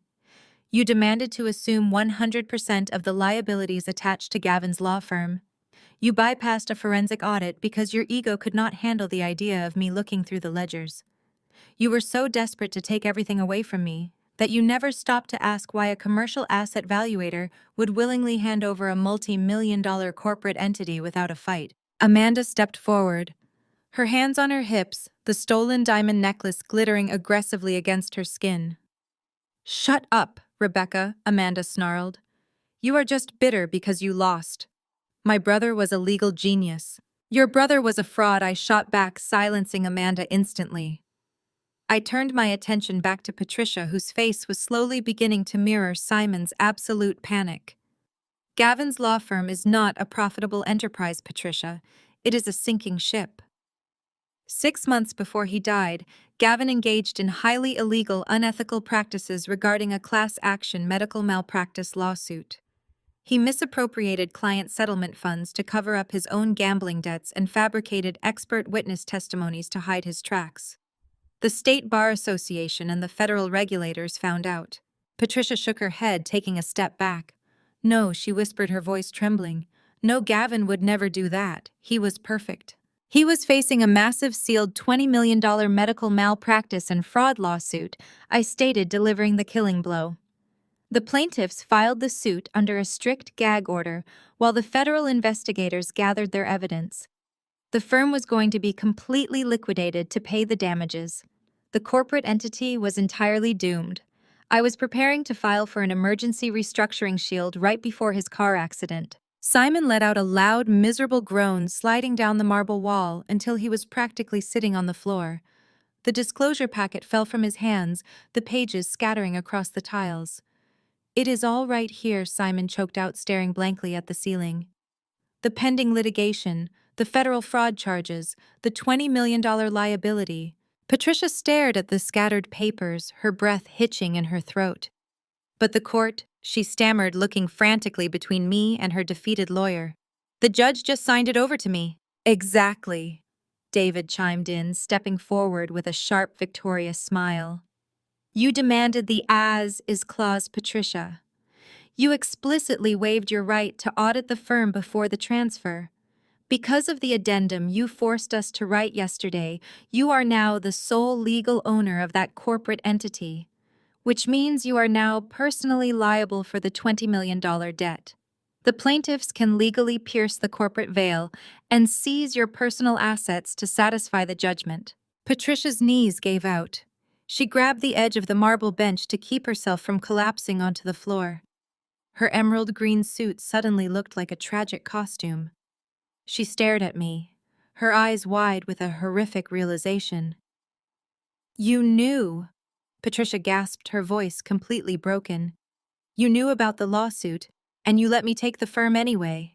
"I did not just let you take it," I replied, my tone devoid of a single ounce of mercy. "I engineered the entire transition. I needed a narcissistic fool to voluntarily assume the liability so my daughter and I would not be dragged into federal court to pay for Gavin's crimes. You wanted to be the reigning matriarch of his legacy so badly, Patricia. Congratulations. The $20 million debt is entirely yours." Terrence, who had been standing in shocked silence, suddenly stormed forward. His face was twisted with aggressive, explosive rage. He aggressively pointed a finger an inch from my face, completely refusing to accept the catastrophic loss. He was a broker who only cared about hard liquid cash, and he believed he still held the ultimate winning hand. "We do not care about a stupid lawsuit," Terrence yelled, his deep voice booming down the hallway. "You think you are so smart, Rebecca, but you are still a broke, homeless widow. We still have the $5 million cash account. We still have your luxury cars. We still have the massive mansion. We can pay off whatever garbage debt Gavin left behind and still walk away filthy rich." I looked at Terrence, staring right past his threatening finger. The true slaughterhouse had not even finished processing them yet. He was bragging about a vault he had already locked himself inside. I pulled a sleek encrypted tablet from my leather satchel and handed it directly to David, who was now grinning from ear to ear. I tapped the screen, bringing up the live federal banking portal. Terrence thought he had won the war, but he was about to find out that his prized $5 million account was the deadliest trap of them all. I looked Terrence up and down, evaluating him like a worthless defaulted asset. "You really should have hired a better accountant before you started spending money that did not belong to you," I said, setting the stage for the next financial detonation. "Let me explain exactly how federal banking collateral works." Terrence scoffed, taking another aggressive step toward me. His heavy footsteps echoed off the marble floor of the courthouse hallway. He pointed a thick finger at my chest, his face twisted in a mask of pure entitlement. "We do not care about a lawsuit," Terrence yelled, his voice booming with the false confidence of a man who thought he had outsmarted the system. "You can keep your little legal lecture to yourself, Rachel. You are just trying to scare us because you have absolutely nothing left. We have the $5 million cash account. We have the luxury cars. We have the mansion. I already spent $2 million upgrading our lifestyle. We are rich, and you are a homeless widow begging for attention." I did not flinch. I did not step back. I reached into my leather satchel and pulled out a sleek encrypted tablet. I unlocked the screen with a quick swipe and handed the device directly to David. My attorney took the tablet, his eyes scanning the live financial dashboard displayed on the screen. A massive, genuine grin spread across David's face, stretching from ear to ear. He looked like a man watching a perfectly executed checkmate. David turned the screen toward Terrence and Patricia. He tapped the red flashing banner at the top of the banking portal. "You see, Terrence?" I began, keeping my voice low and terrifyingly calm.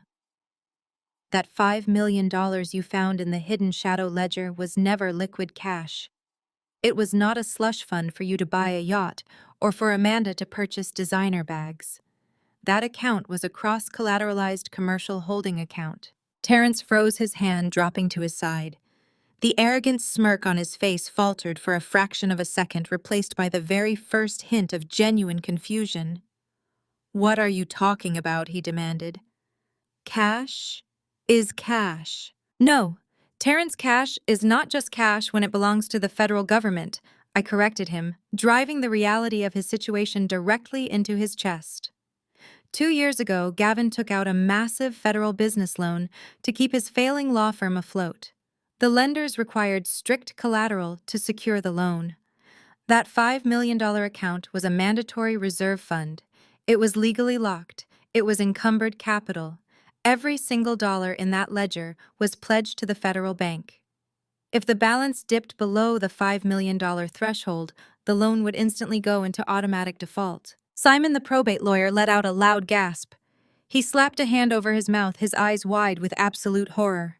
He understood exactly what I was saying. He knew precisely what his clients had just done. "You authorized a wire transfer of $2 million out of a federally secured holding account."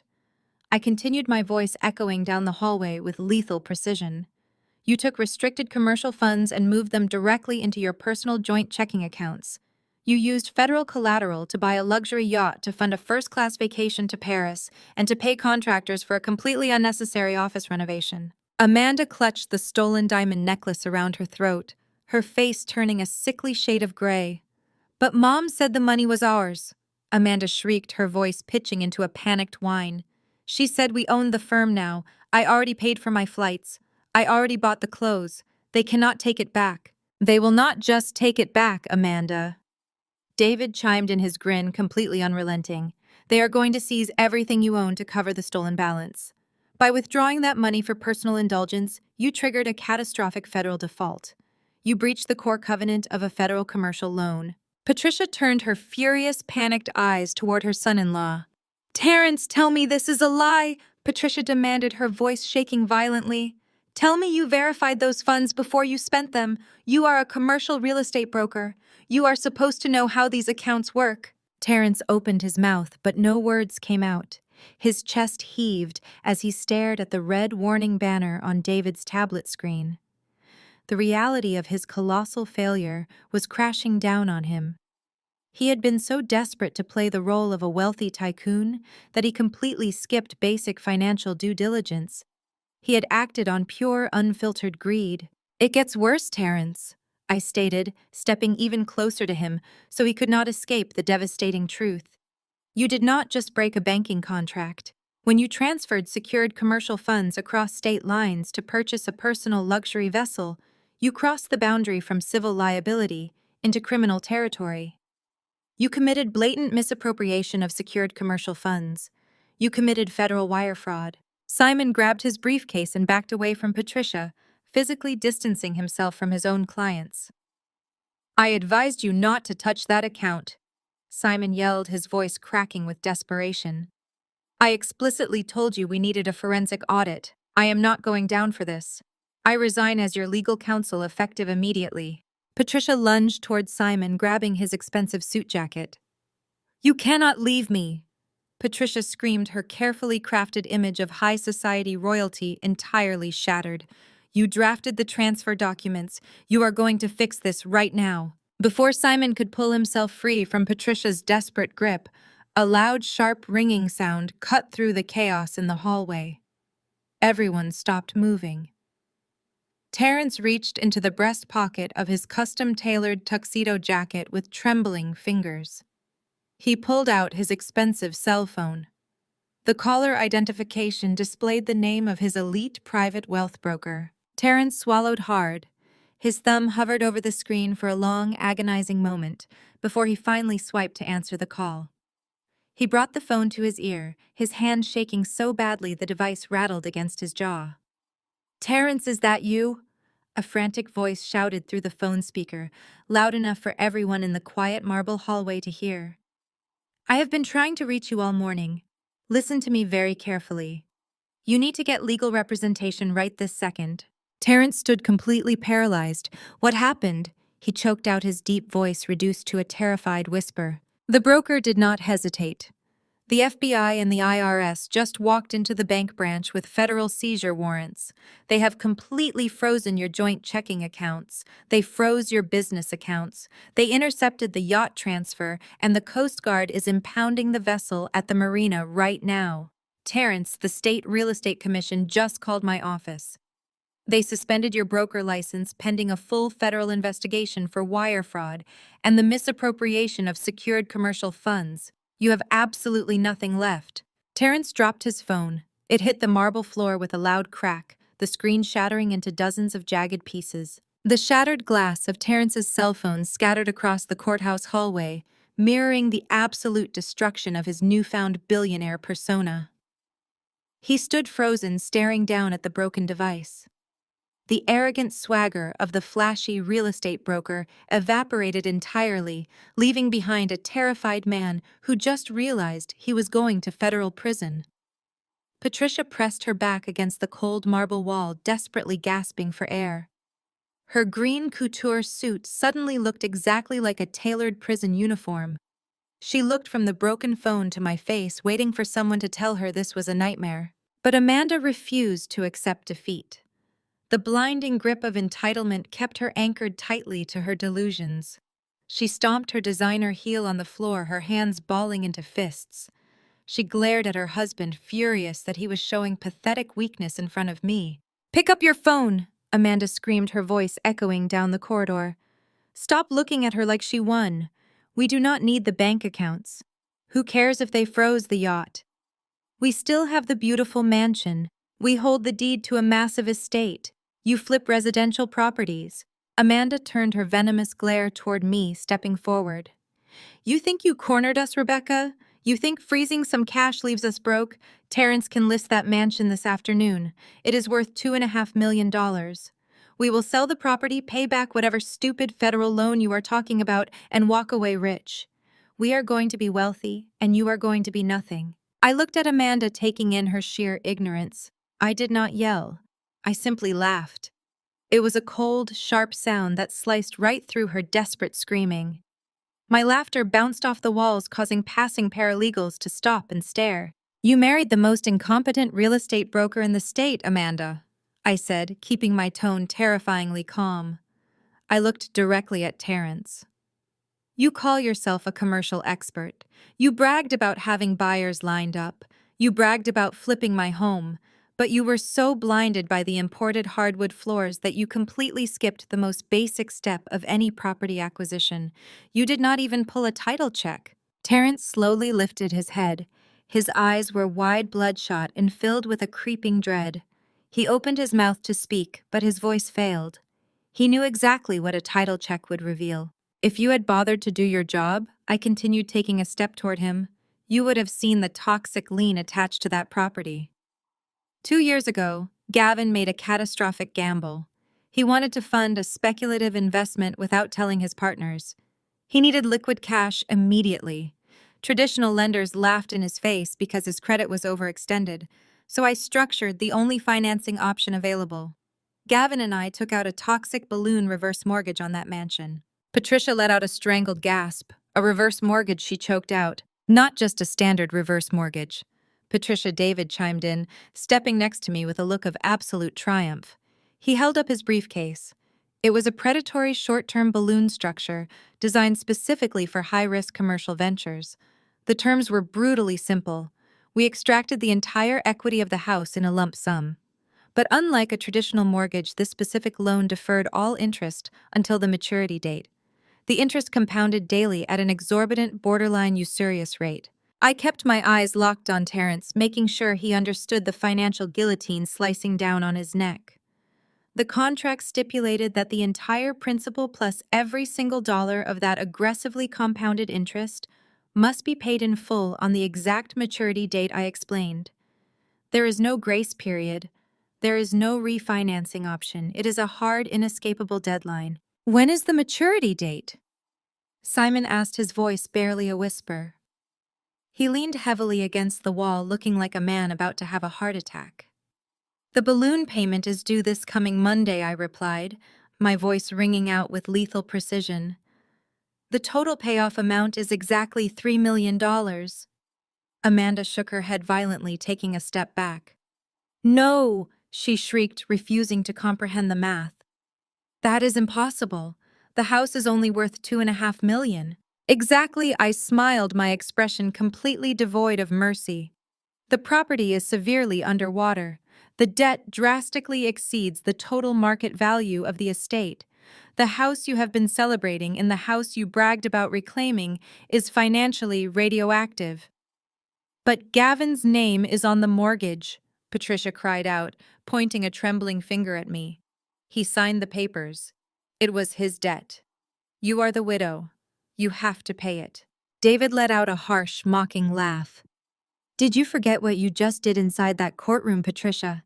You explicitly forced my client to sign a global waiver transferring all assets and corporate entities to you.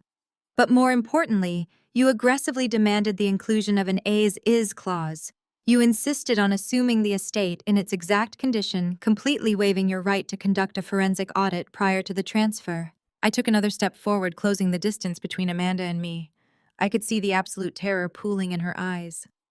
I could see the exact moment her delusion shattered into a million pieces. When you legally claimed the house as is, I said softly, driving the final nail into her coffin. You legally assumed the mortgage attached to it. The bank does not care that Gavin is dead. They only care who holds the deed today. I leaned in incredibly close to Amanda. I lowered my voice to a terrifying, icy whisper, ensuring she heard every single word of her own financial execution. Since Patricia legally claimed the house as is, the bank will be foreclosing on her first thing Monday morning. She does not own a mansion, Amanda. She owns a $3 million debt. Patricia heard those devastating words and completely snapped. The polished, aristocratic facade she had carefully maintained since the funeral disintegrated into pure, unfiltered panic. She looked down at the marble floor, then up at Terence, and finally turned toward Simon. Her eyes were wide and wild with shock. Her chest heaved as she desperately searched for a way out of the financial slaughterhouse I had just locked her inside.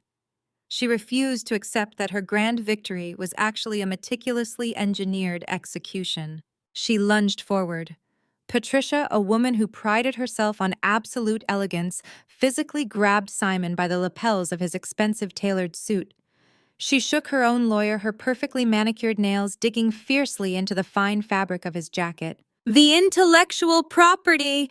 Patricia screamed, her voice echoing violently down the quiet courthouse corridor. The red folder.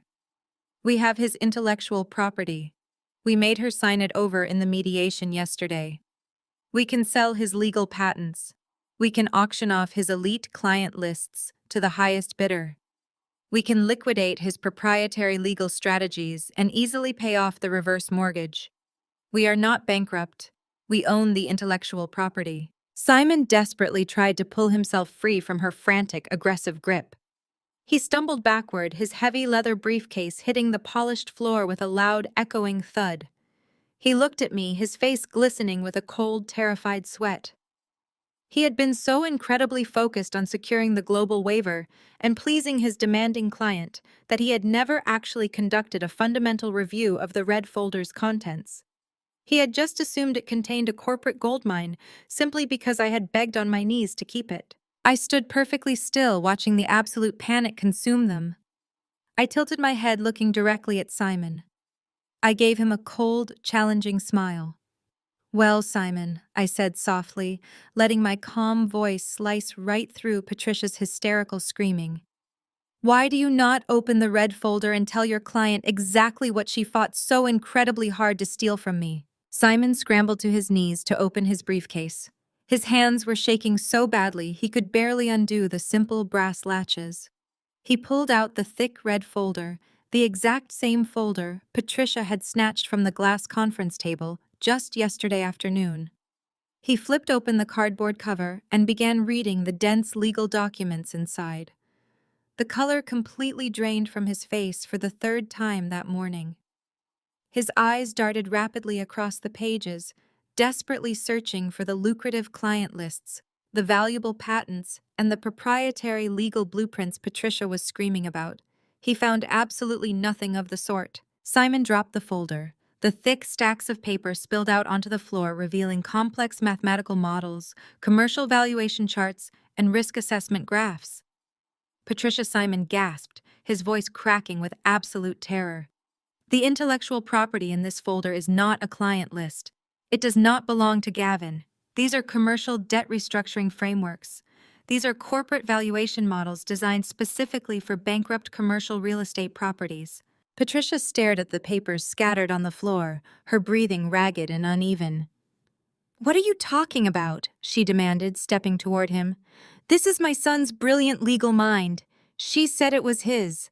She cried and begged to keep it for her daughter." Simon shook his head slowly, looking up at Patricia with a mixture of deep pity and profound dread. "Gavin did not create any of this, Patricia. These are Rachel's personal corporate restructuring blueprints. You forced her to hand over her own commercial valuation frameworks. There are no legal patents here. There are no client lists. Gavin did not own the client lists." Amanda let out a sharp, breathless gasp. She looked at me, her eyes wide with horrified realization. She clutched the stolen diamond necklace tightly around her throat. "If Gavin did not own the client lists," Amanda stammered, her voice shaking with fear, "where is the actual money? Where is the firm's real revenue?" I took a slow, deliberate step toward Patricia. I wanted her to hear every single syllable of her ultimate defeat. I wanted her to understand exactly how I had dismantled her entire empire while she was busy celebrating her stolen victory. "Gavin was a highly charismatic lawyer," Patricia first explained, keeping my tone clinical and absolutely devoid of mercy. "He knew exactly how to shake hands at expensive dinners and host lavish charity galas, but he had absolutely no idea how to manage corporate infrastructure. When his firm started hemorrhaging money 2 years ago, I stepped in. I evaluated the failing practice. I saw the massive medical malpractice lawsuit looming on the horizon.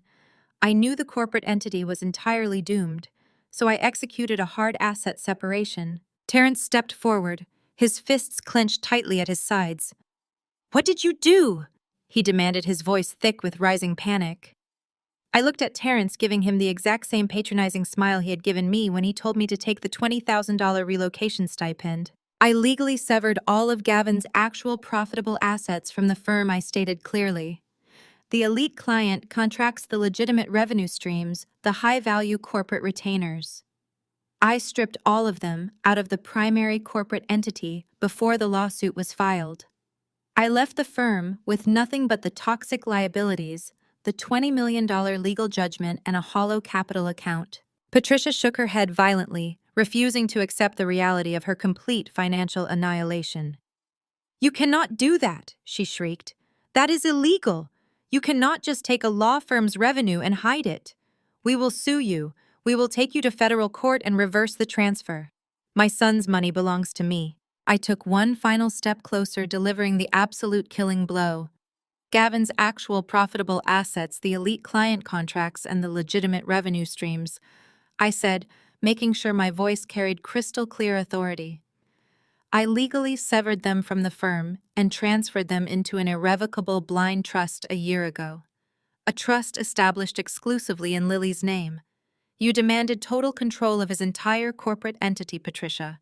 Now you have exactly what you asked for. Welcome to your new completely bankrupt empire." Patricia stared at me as the horrific reality of her situation finally breached the thick walls of her delusion. Her face contorted into a mask of pure, unadulterated rage. The elegant matriarch vanished entirely, replaced by a desperate, cornered animal. She lunged forward again, shoving Simon aside so violently that he stumbled into the marble pillar. "I will sue the trust." Patricia screamed, the veins in her neck bulging against her expensive pearl necklace. Her voice was so loud it echoed down the entire corridor of the probate courthouse, drawing the attention of bailiffs and passing attorneys. "I will contest it. I will drag you into federal court. I will hire a dozen forensic accountants to tear that trust fund apart piece by piece. I will take this all the way to the Supreme Court if I have to. You cannot hide my son's money in a blind trust and expect me to just walk away. I am his mother. I am the rightful heir. I will freeze that trust by the end of the day." David stepped smoothly between Patricia and me. He did not look intimidated in the slightest. In fact, he looked like a man who had waited his entire professional career to deliver this exact legal execution. He casually adjusted his silk tie, straightening his suit jacket with a slow, deliberate motion that mocked her frantic hysteria. "You cannot sue anyone," Patricia David stated, his voice ringing with absolute unyielding authority. "You cannot contest the trust. You cannot audit it. You cannot freeze it. And you certainly cannot take it to the Supreme Court." Patricia scoffed, spitting her words at my attorney. "Watch me. I own the law firm now. I have the resources to bury both of you in litigation for the next decade." David let out a sharp, victorious laugh. "You really do not pay attention to the documents you force people to sign, do you?" He opened his briefcase and pulled out a certified copy of the Global Waiver, the exact document the judge had ratified less than 20 minutes ago. David flipped to the addendum page and held it up right in front of Patricia's face. "Remember the poison pill clause you demanded yesterday afternoon? The one you forced Simon to draft because you were so incredibly greedy and terrified that Rachel might try to audit the firm's liabilities." Simon groaned from his spot against the wall, burying his face in his hands. He knew exactly what was coming. "Let me read your own customized legal demand back to you," David continued, projecting his voice so everyone in the hallway could hear. "The beneficiary assumes all assets and corporate entities exactly as is. Furthermore, the widow legally, permanently, and irrevocably waives her right to contest audit or lay claim to any and all irrevocable trusts." David lowered the document, his smile cutting like a knife. "You wanted ironclad protection against my client. You ordered Simon to build an impenetrable fortress around your newly stolen wealth, but you locked the doors from the outside, Patricia. You gave up every single legal mechanism required to pierce the veil of that trust. Because you legally bound yourself to the exact terms of this global release, you established a mutual binding legal precedent. You permanently waived any right for the estate to investigate or challenge blind trusts associated with these assets. You literally wrote yourself out of the only profitable asset your son left behind." Patricia stared at the document in David's hand. Her lips parted, but no sound came out. The absolute finality of her own arrogant mistake crashed down on her all at once. She had built her own financial coffin, climbed inside, and handed me the hammer to nail it shut. Her knees buckled completely. Patricia collapsed onto the hard marble floor of the courthouse hallway, her designer skirt pooling around her as she let out a hollow, agonizing wail. Amanda dropped to her knees beside her mother, sobbing hysterically. She clawed at her own hair, her mascara running down her face in thick black streaks. "But what about the cars?" Amanda shrieked, looking up at me with wild, desperate eyes. "We still have the luxury vehicles. We can sell the Porsche. We can sell the Range Rover.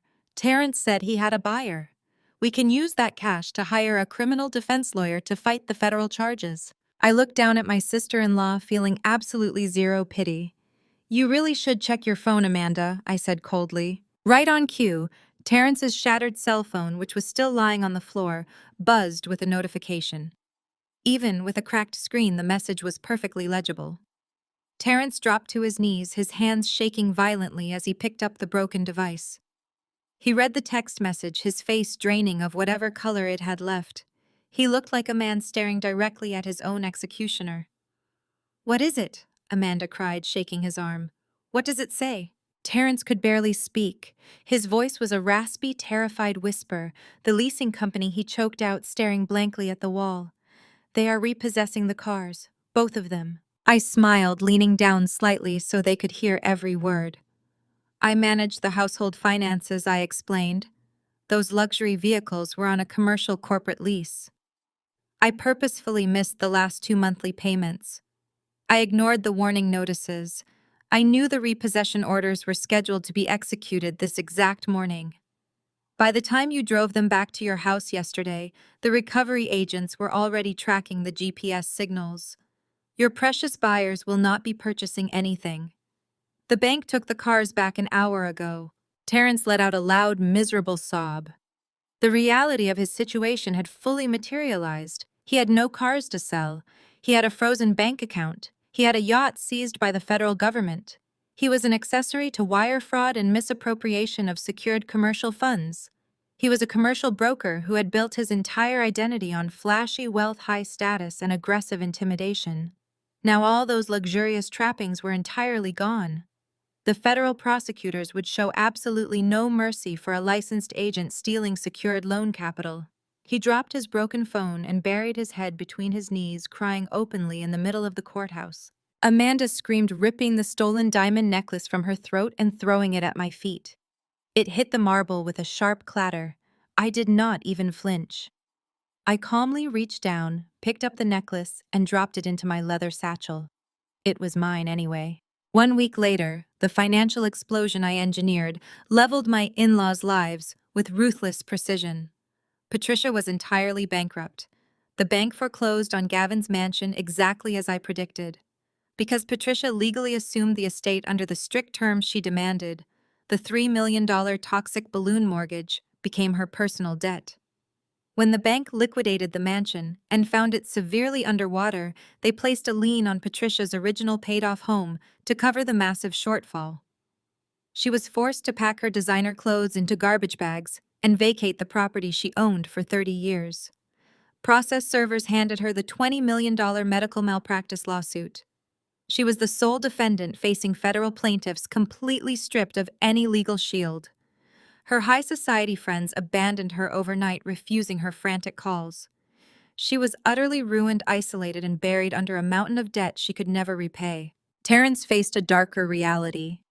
Federal agents indicted him on multiple felony counts, including wire fraud, bank fraud, and the gross misappropriation of secured commercial funds. The federal prosecutor refused a plea deal, citing the brazen nature of transferring $2 million of restricted government collateral to buy a luxury yacht. He sat in a federal holding facility, unable to post bail because his assets remained frozen. When the indictment came down, Terrence immediately turned on Amanda.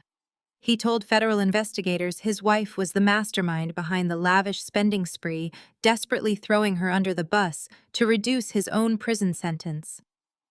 Amanda found herself abandoned, broke, and terrified of pending legal accessory charges. She hid in a cheap rundown motel on the outskirts of the city, pawning the few designer accessories she managed to hide from the federal asset seizure.